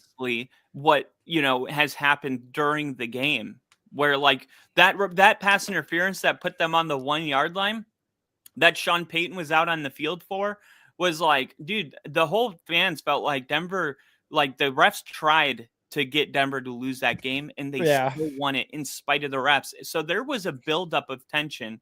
Yeah. I say that to say, like, it's not just that one thing. I refuse to believe that. Like 100%. It's a buildup of little things, of penalties, of maybe penalties that players and coaches don't think are fair. So I totally get that. All right, we're going to go through this one pretty quick because there's nothing to talk about. The Colts over the Titans is my pick. The Colts they should be an overwhelming home favorite. They are the best team in the NFL until proven otherwise, I think. Their offense is incredible. They do everything right. I went back and watched a film study on how the Colts are doing what they're doing. A lot of it has to do with Daniel Jones having a couple plays that he can audible to if he sees a certain defense he likes. Tyler Warren, Alec Pierce, the weapons on this team are insane, but they've never had a point guard who could get the ball out on time. And now Daniel Jones is doing that. But Jonathan Taylor is the best running back in football this year. Yeah. I mean, it's insane. I mean, and you would think like, okay, so is that why they're winning? It's like, no, like you could make a case for Daniel Jones being a top 5 quarterback this year. It's not just like, Brock Purdy's just game managing. It's not like that. Daniel Jones is making elite throws every game. And that's why they're, top 10 in passing yards and rushing, and not just rushing. Like last year where the Eagles were the number 2 rushing offense, but 30th in passing. And it's like, well, okay, how good is Jalen Hurts? We can't even do that with Daniel Jones because in his own right, he's leading the league in all passing metrics. So I think whenever you have an offense that is that complete and the defense is right around 15th in many categories, you're going to win 95% of your games, 95%. And when you play a team like the bum Titans, who, by the way, the whole country gets Broncos Cowboys besides this little blue spot in Tennessee that is being blessed with Colts Titans. Dude, I didn't consider this when I moved here, but this is becoming a nightmare. The entire country is getting the Broncos Cowboys besides me. And I'm like, wow, I wish I would have known that. Yeah. So, yeah, I get Colts Titans, but the Colts are going to win. It's a terrible game. The city should be embarrassed because there's good football games and they're choosing to put this one on national television. It's terrible. Yeah, and I'm actually going to go into a deep dive here. I know you didn't want to do that. No, I'm just kidding. I'm giving Look what you got first, right? yeah. So from kickoff, I think the Colts are going to get the kickoff first. Started in 1983. Back when the Colts were in Baltimore. The Colts, give me the Colts all day. Tennessee, other than Cam Ward, are without everybody who is notable. L'Jarius Sneed, Calvin Ridley, Tony Pollard, their defensive tackle, Jeffrey Simmons. All these guys were limited or didn't practice this past day or so. The Tennessee Titans are a broken franchise right now. They just got rid of their coach. The interim head coach bump didn't give them any sort of bump. If anything, it made them worse.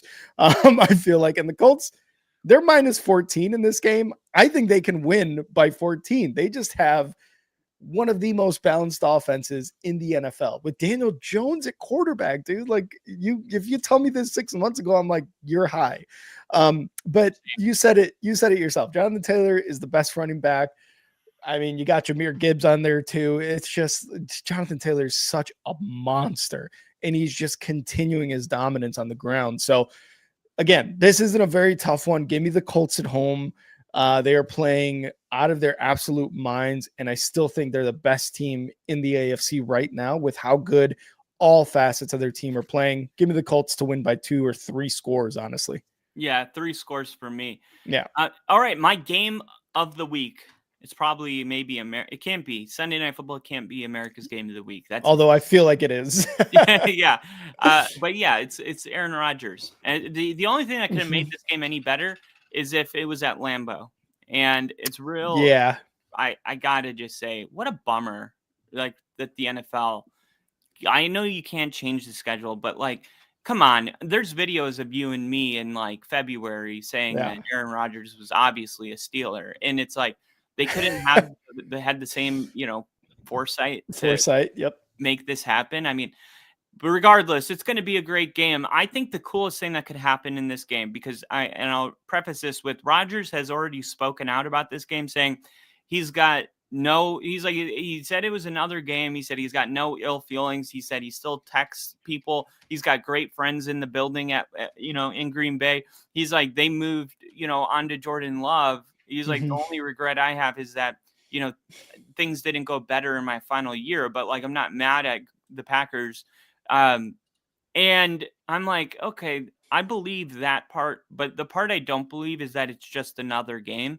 Yeah. And you could tell after the Steelers-Jets game week 1 that it wasn't just another game based on how he talked in the press conference, and yet he was only with the Jets for 2 years. So what do you think this one means to him?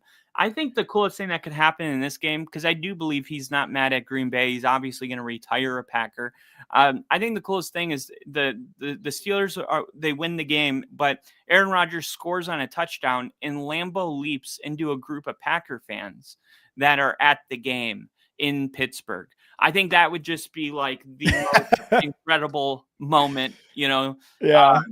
Because the Packer fans obviously are cheering for the Packers, but it's like a Lambeau leap from Aaron Rodgers. What do you do? It's like, it's the perfect mind F, and I want to see it. I think this game is going to be tough for both teams. The Steelers are coming off a game where they made Joe Flacco look like, I don't know, like he should be starting somewhere like for the next couple of years, maybe. I don't know. Yeah. It was really good. And you're also wondering, like, how bad are things in Cleveland? Like, for him to look that good that quick with the Bengals. And it was his first game. He didn't even have a full week of prep. And yet, no, he had one game, right? And then they played on Thursday night or something. What was it? Joe Flacco? No, he had one game before that game, and it was the Thursday night game because okay. Oh no, this was the Thursday night game. Him and the Steelers, because it was the Unk Bowl. Yeah, it was there because I watched it instead of streaming it. It's nice to do that one. But there was 1 week before that where I believe he had a game. I can't remember exactly. But in the post game, he was talking about how he loved the challenge of they were dressing it up like it was a Baker Mayfield Rams situation. Right. So that made me second guess. But regardless, the way the Steelers, they had no business making the Bengals look good for the first time all year under those circumstances. And yet that's what they did. So I have serious questions about the Steelers defensively. Now, Lil E, I believe it was pointing out to me that there were some personnel decisions that were made because of injuries that significantly impacted the defense for Pittsburgh. And some of those are not injury limited. Some of those were just coaching decisions. I'm not really interested in problems because of the coach just didn't start the right people. That's on you. Like if it's an injury, that's one thing. But the Steelers, they're still trying to figure it out defensively. They're not set in stone. And the Packers are also a team that's been getting by, is how I feel. Like they get by with, the Bengals. That's Joe Flacco's first game was the Packers. That's what it was.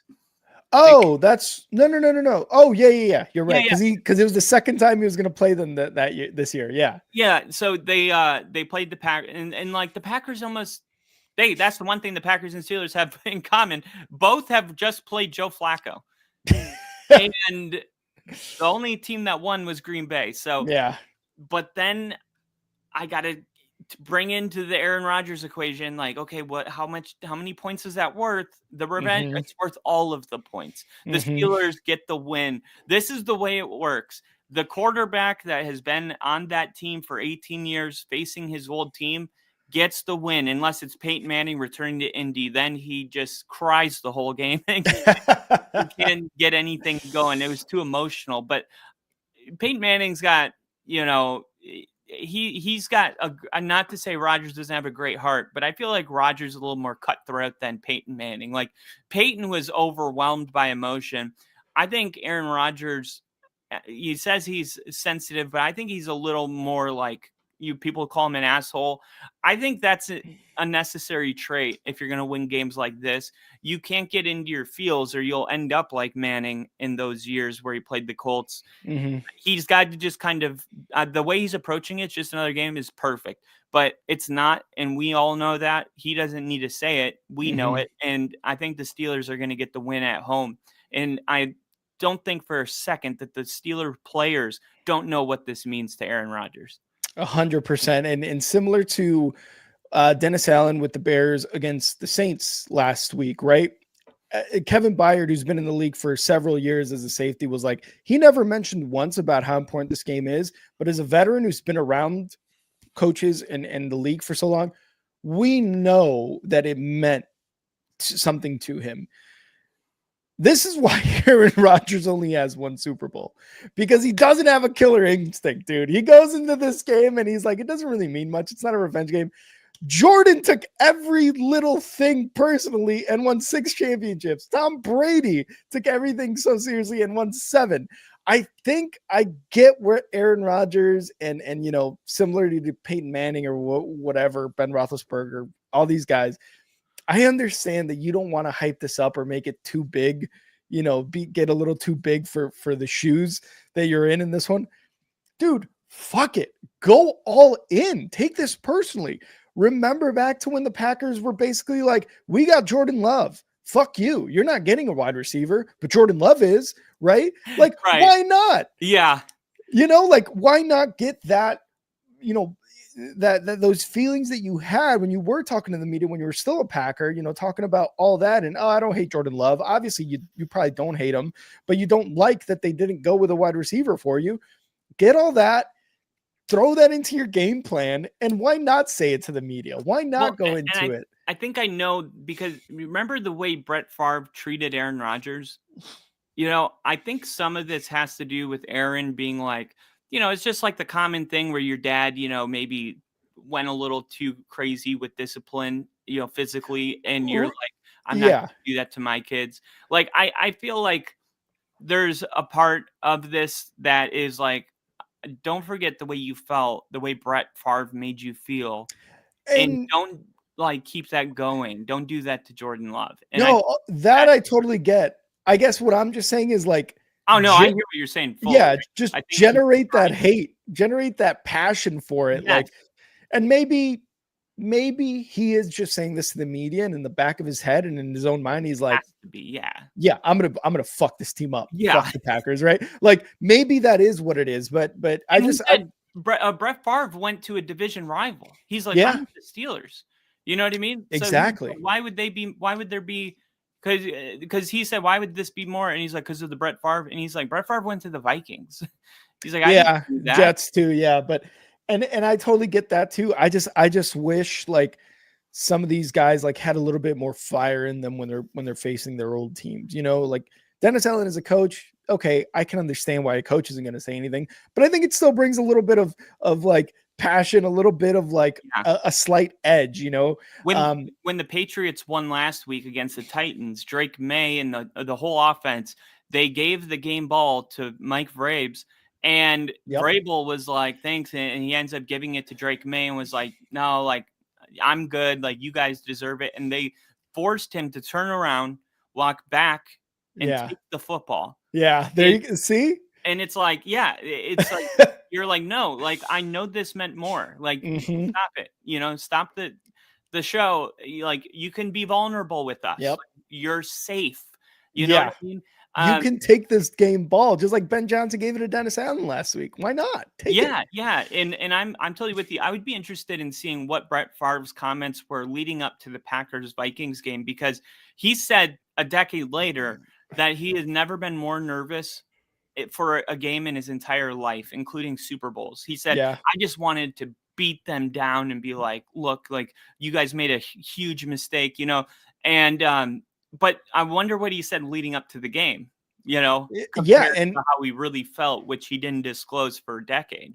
And these guys too, whatever player, whatever team, if you're facing your former team, maybe you don't want to say anything to the media to give them bulletin board material, which again, I totally get. And it's like a mental edge that you may or may not have, depending on if you say it out loud or if you keep those thoughts within you. Right. So at the end of the day, both of these teams, the defense for Pittsburgh, like game plan wise. What's that? Do you think Aaron will help the defense for Pittsburgh prepare for Matt LaFleur?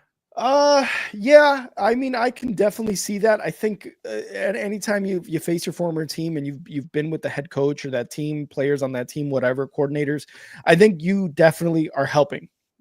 I think you're not going to be like, oh no, I'm not going to tell them all these trade secrets. Bullshit, dude.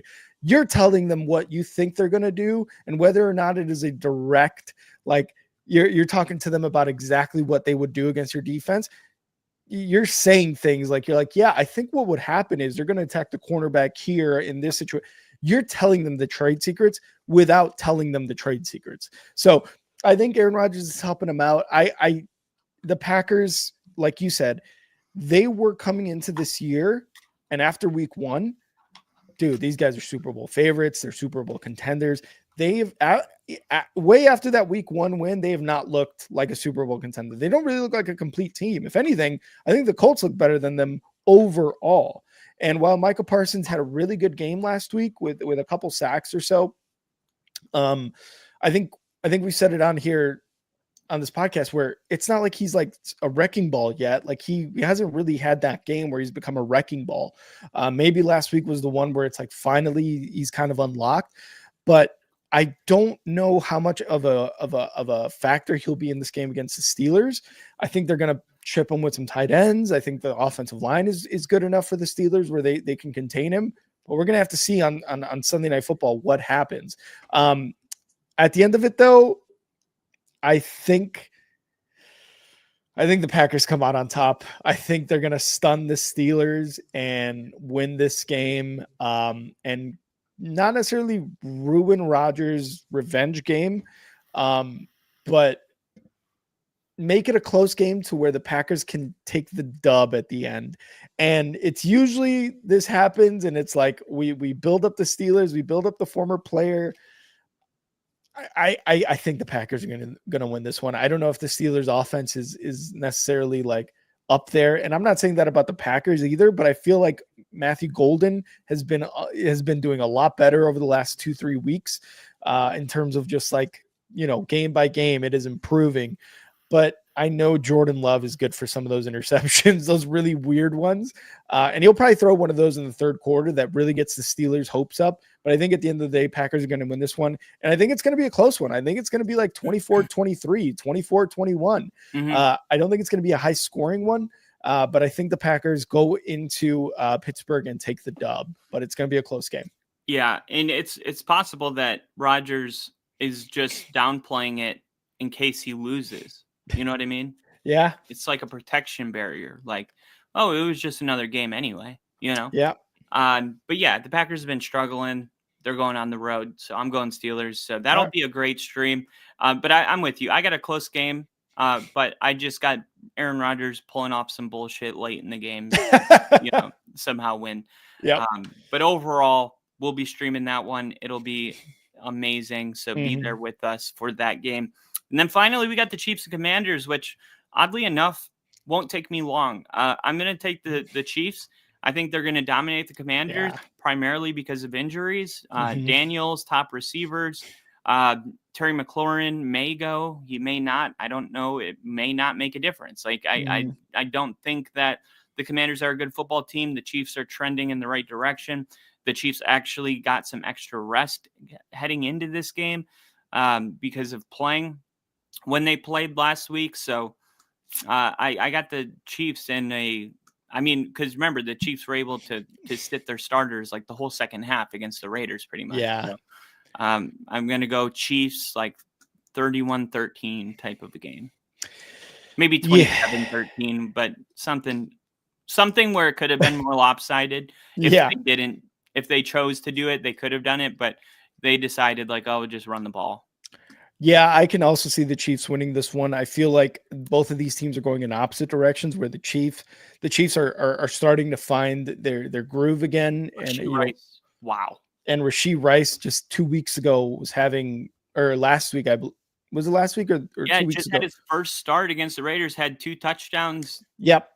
There we go. Where he got a handoff, went in, receiving touchdown. Like Rashee Rice, getting them back has really put the Chiefs back in that groove where they're going to be scoring a lot of points. And the Commanders, again, are going in the opposite direction. Jaden Daniels hasn't looked his best. The offense in general is very badly injured. When Luke McCaffrey and Chris Moore are your top 2 receivers, it's going to be a struggle. Like Noah Brown, I don't know where he's been at. Terry McLaurin has been injured. Debo has not looked like himself and has also been injured. So Jane Daniels has been injured. Krosky Merritt's probably their best offensive weapon, and even he's looked really bad over the last couple of weeks. Both of these teams are going in different directions, and I'm going with the Chiefs, who are, on the up and up and have found their stride again. It seems like, even though they're at 4-4, 5-4, I believe, or 4-3. They have, yeah, they're 4-3. They just had their over 500 win this past week, but I'm going to go with the Chiefs at home. It's going to be a tough environment for the Commanders. I still think it's going to be one of those, like, we could still put up a fight, but they have one of the oldest defenses in the NFL. Bobby Wagner is like their best defensive player. You know what I mean? And he's like 43. So I think it's going to be tough. I'm audibling to a 3-point win maybe for the Chiefs. Marcus Mariota will start week 8. Terry McLaurin and Deebo Samuels both are back at practice today. So we're going to see Terry McLaurin. And remember, Mariota got the start last year and dominated in this offense. This might be an upgrade from Jaden. I still think it's gonna be a Chiefs blowout. Really? With Mariota. Okay. Yeah. Like, don't get me wrong, Terry McLaurin, Deebo coming back, sick. Like awesome. I just don't know if Mariota's gonna have the type of game if Jaden Daniels was in, which Jaden Daniels is still kind of injured too. Like, it just sucks for Commanders fans because last season you're like, perfect. We can go out and get these guys, and you sign Terry, you extend Terry, you bring in Deebo, and you're like, hell yeah, we're going to get it better. But the defense has looked pretty miserable, and giving up 44 to Dallas while their offense is very, very good. It's like, you guys are a bad defense. Like no offense, but you guys are a bad defense. So give me the Chiefs. I still think the Chiefs are going to win by, I think, minimum 2 scores. So at least 9 to 10 points. But give me the Chiefs to win this one on Monday Night Football. I'm going to go Chiefs by 4. I think I like it. Commanders play a tough game. Marcus Mariota, remember, he was up like 24-0 in his start, and we were like, "What the hell? How did that happen?" Yeah, and also like Jaden, he hasn't been playing good because he's been playing hurt, and that's why he's getting hurt. And I think this might be like the best the Commanders have looked for a while. Like, this could be that type of a game with Deebo and Terry out there, but still the Chiefs win. But I just think that it's going to be a little bit closer, and then people are going to be like, is Jaden Daniels terrible? Because what just happened? You know what I mean? Like, imagine how people feel about this. If he goes out there and almost beats the Chiefs, and all of a sudden it's like, okay, so our quarterback sucks, you know? And it's like, no, he's hurt. He's hurt. Don't do what the Browns did to Baker. You know what I mean? When your quarterback's hurt, you got to recognize it and instead of just expecting them to be 100% when they're injured. But that is our week 8 predictions, halfway point of the season, or it used to be, but now it's the half and a quarter. I don't know how you I like half and a quarter. I like half and a quarter. Yeah, half and a quarter. And it's been great so far. It's been a really great season. So we'll see who's right and who's wrong this week. But Rick, I think it's time for top five, Kyle. Top five, no debating. Top five. Top five.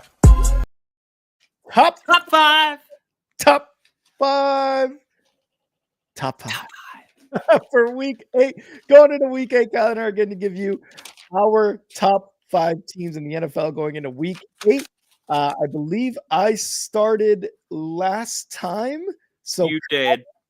Let's go with who your top 5 team is, starting with number 5 going into week 8. At number 5, I have the Denver Broncos. They are one of, I think, 4 teams that have 5 wins. They have 2 losses, one from a leverage penalty away from being 6-1 right now. And that is, look, it'll go on all year. So just get used to it. Leverage penalty will never turn that page. Love it. The Chargers loss felt legit. You know, we just choked at the end. But the other one is like, never getting over you. I think the understanding that leverage penalty, like, it matters more now because we know who the Colts really are. You know what I mean? Like week 2, it was like they lost to the Colts. Now it's like they were a penalty away from the Colts beating the Colts. Yeah, like it's a little different, and that's why I have them as a top 5 team. They're gritty. They play great defense. Bo Nix for everything that people, want to say about him. And I think Caleb and Bo have this in common where it's like Drake May goes out and has a great game. And it's like, look at Drake May, Bo Nix and Caleb do it. And it's like, it was the Saints, you know what I mean? Like get over it. Like they played a shitty team. It's like, I don't know if that's just a Bo Nix thing, but it seems like Drake May's like the golden child, and Bo Nix this year, like yeah, the stepchild. It was Jaden. It was Jaden last year, and I think it's Drake May this year. Yeah, for sure. Yeah. So, but at the end of the day, like, you can't deny that this kid has something special to him. Like, when you can come back in a game like that, and just not be phased, and when the camera's like zooming in on him, even when they were down big, like, you see him laughing, you see him smiling on an overthrow, like, that's on me, my bad. And we're watching this, like, what is this guy, a psychopath? Like, does he even care? And it's like, obviously he cares, but he just, like, he doesn't get too emotional in the game. And when he finally got that to take the lead touchdown on that 25-yard run, he was running around the end zone, looked over at the sideline to the Giants, and started jawing at them. And I'm just like, oh my God, this kid's insane. Insane. This is the guy that is leading the Denver Broncos, and they, again, 2 weeks in a row. Now they have the longest win streak at home in the NFL. You have to go back to week 6 last year to find a loss, and I expect them to stay there, if not climb this week, depending on how they handle the Cowboys. For sure. All right, so Broncos at number 5 for Kyle. At number 5 for me, a little bit of bias here. I'm going Seahawks because, man, their defense is top 5 in a lot of categories, top 10. Their offense, I believe, is top 10 points being scored. They're up there. They have looked really well this year, and it's credit to Mike Macdonald for being able to get that defense kind of suited up and ready to go, even with injuries to Tariq Woolen, Witherspoon, some of their defensive linemen, and yet they're still top 5 in a lot of important categories there defensively. And their offense with Sam Darnold has looked better. JSN is, I think, leading the league in receiving yards. He's had multiple games over 100 yards. I don't know if the touchdowns are really on par with the yards, but man, JSN is a legit wide receiver 1 in the league right now. And you think Justin Jefferson, Jamar Chase, those guys got to be leading the league, right? No, it's JSN in Seattle with Sam Darnold throwing him the ball. I think he is benefiting a ton by having him as quarterback right now. And that Darnold loves him as his wide receiver 1. So give me the Seahawks at number 5. At number 4, I have the Seahawks. I think the Seahawks are a good team right now. Darnold, it's like 2 years in a row now, he's leading the NFL at pushing the ball down the field, throws 20 or more yards. I love what I'm seeing with JSN. The Charbonnet runs really hard. He's finishing runs. And then Kenneth Walker at times, like, is a little underwhelming, but it's still like nice to have that guy that can come in and give the other guy a true, like, what is it? Hammer and sledge, or whatever you want to call it. Yeah. They may not have a nickname yet, but it's the same idea, and it's working out for them pretty well. And then the defensive side of the ball, they're playing nice. That defense is nice. And there's multiple examples where you see why it's so important to swarm to the football. There would be a run, and he would, break what looked like an obvious tackle, but because the Seahawks are swarming, which is a sign of coaching and dedication on the players, right? Like, the play's not over till the whistle blows. Like, they're playing hard for their coach and for each other, and they're playing together, and there's a big team aspect about them, and they look good on all sides. So I have no problem them being at number 4 right now. Darnold's still making a couple throws a game that you don't want to see. The turnovers are going to catch up to them when they play a team that's better than the Texans offensively. They could be a lot higher depending on if Darnold cleans some things up or if this is just what they're going to be this year. But I got the Seahawks at 4 at this point in the season. I love it. At number 4 for me, I got to keep the Bills here at 4. They go down a spot because a couple other teams obviously emerged during their bye week. but you can't get fired on your day off. I say that every year. You can't get fired on your day off. You can when you lose 2 in a row going into your day off. I was gonna say maybe you can, and the Bills are definitely one of those teams who were very, very close on my list of getting fired on their day off. But the Bills, I think, are still one of the better teams in the league, but they have lost some two in a row, and in really bad fashion against the Patriots, where they seemed like they couldn't do anything, and against the Falcons, where they just looked lost on offense. But I'm going to keep them at 4. They go down a spot on my rankings from last week. I'm going to keep them at 4 for now, keep them at bay, see what happens this week, whether they can win or lose. They may determine whether they stay in my top 5 or not, but I got the Bills at number 4. At number 3, I got the Los Angeles Rams. The Rams, my Super Bowl team going into this year. They do not disappoint, and they continue to demonstrate how good they are. When they go to London and you're like, oh, the Duval thing, that's cute. Watch this. Boom. You know what? We'll just fly there on Saturday. I don't care what the studies and the doctors say. The science. How about this? How about we give you new data and then you tell us what the science is? Because we're going to fly there Saturday night. We're going to kick their ass. Yeah. And then we're going to fly our asses out of there. There will be no sightseeing. We will not be going on the tourism, mapped out areas. We're just going there to go on a business trip. And then Matthew Stafford at 38 years old, he's like, I just want to get back to my chair, in LA, and we'll just go there, do what we got to do, and get our asses back home. And the Rams did it in a fashion where the Jags never had a chance in this one. It was like, and I said this going in, you look at this is more fantasy, but the red zone targets that Davante Adams has been piling up, they hadn't been manifesting as touchdowns. But I said, like, the safest touchdown bet was Davante Adams this week. And I think he had 3 touchdowns.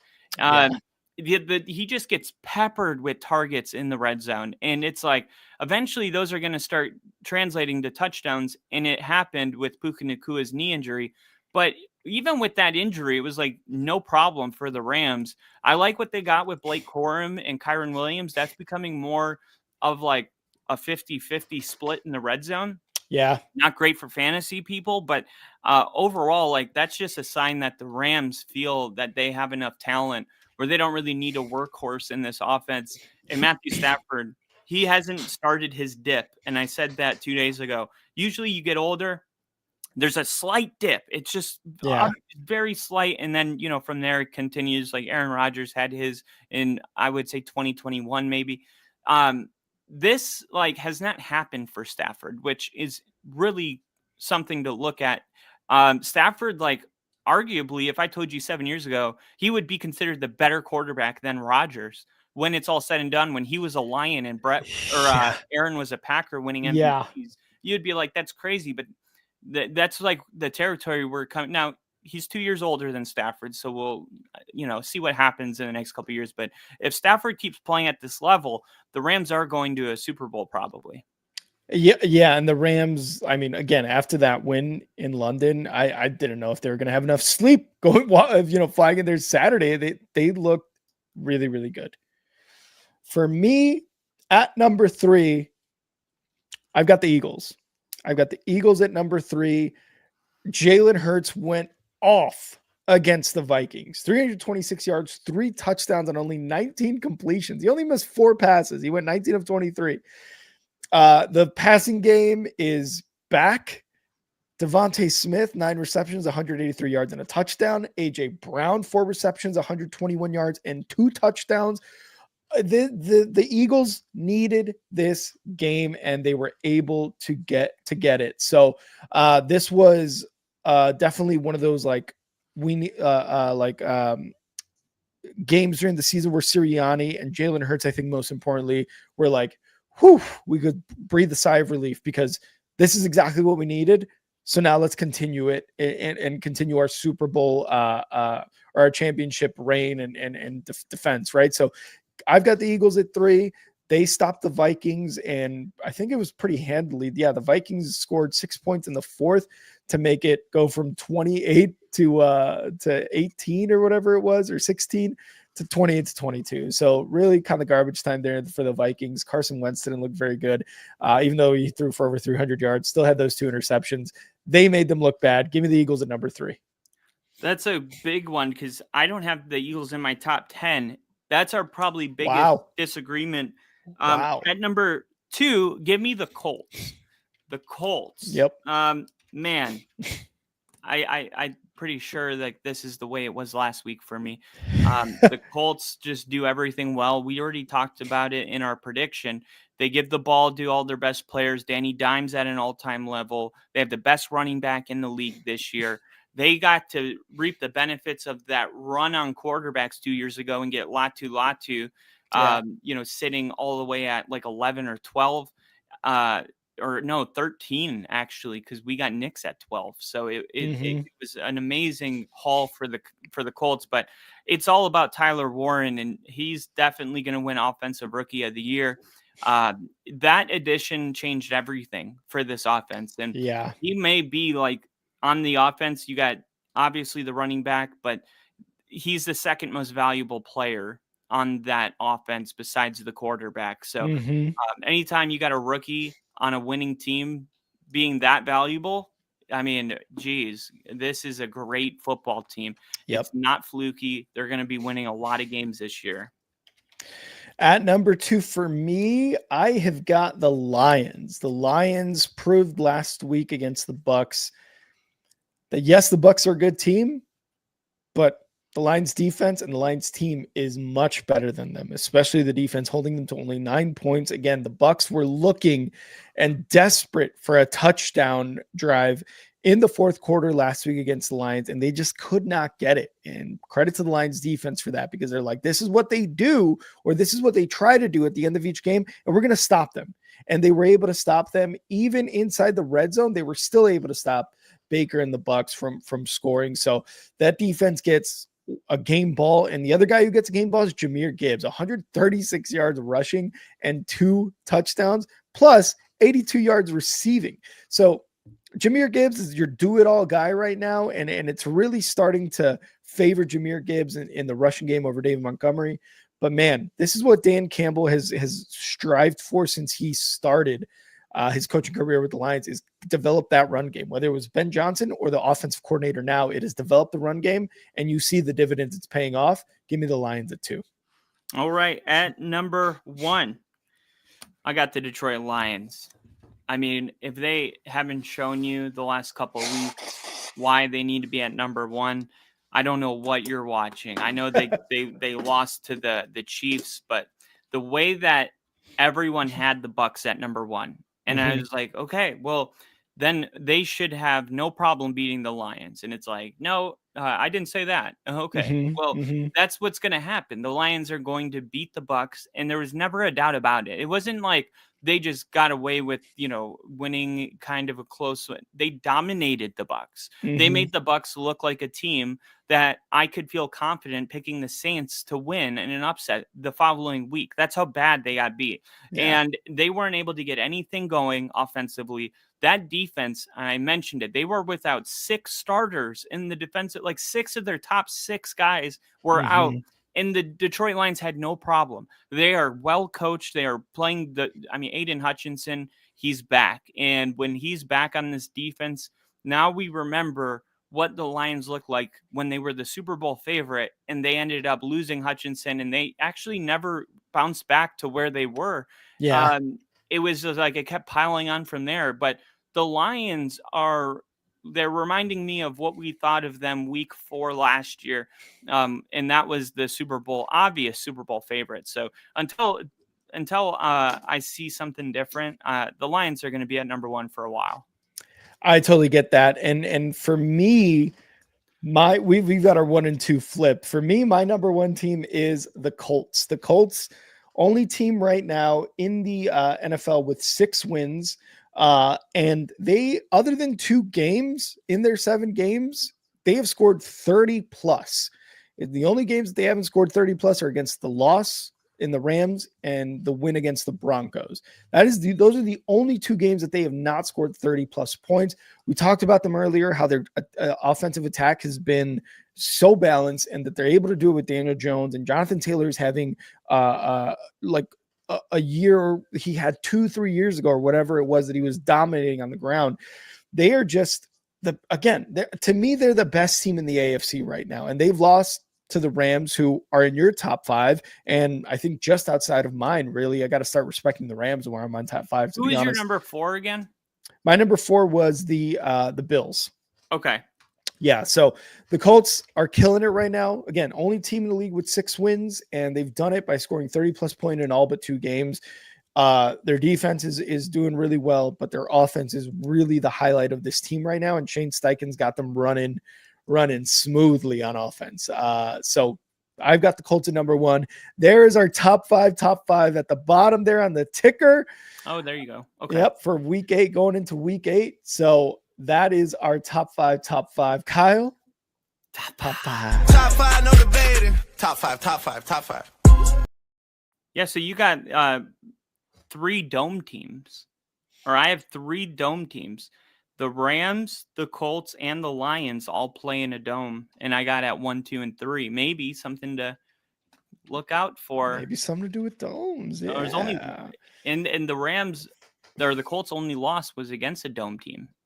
The Rams.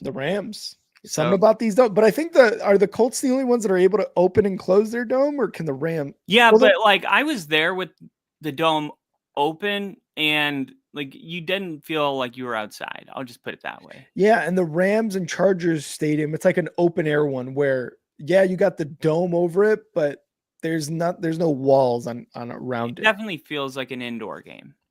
Yeah, for sure. And I don't know about the Lions. I forget if they can open or close theirs. Either way, yeah, the dome team's saying something. Yeah. All right, guys. Well, these are the teams on bye weeks this week, week 8. A few of them need it. A few of them wish they couldn't have it because maybe they're on a streak or something. So that is our show for for today. We gave you guys our predictions and our top 5. So thank you guys so much for being here. Jinja, Lil E, we appreciate all the comments. Thank you guys so much for being here. Go and follow us on X at NFL with Kyle and at Only Football Pod. Give me Panthers win 31-27. I don't know about that, Lily. We'll see where we're at. But thank you guys so much for joining us again. Hit that like button, hit that subscribe button, follow us on X, share it with a friend, a stranger, anybody you see on the street. Let them know about Only Football here on YouTube. Thank you guys again so much. And as always, Bill, this was for you. We love you, Bill. Forever and always. And Kyle. Always a good time, brother.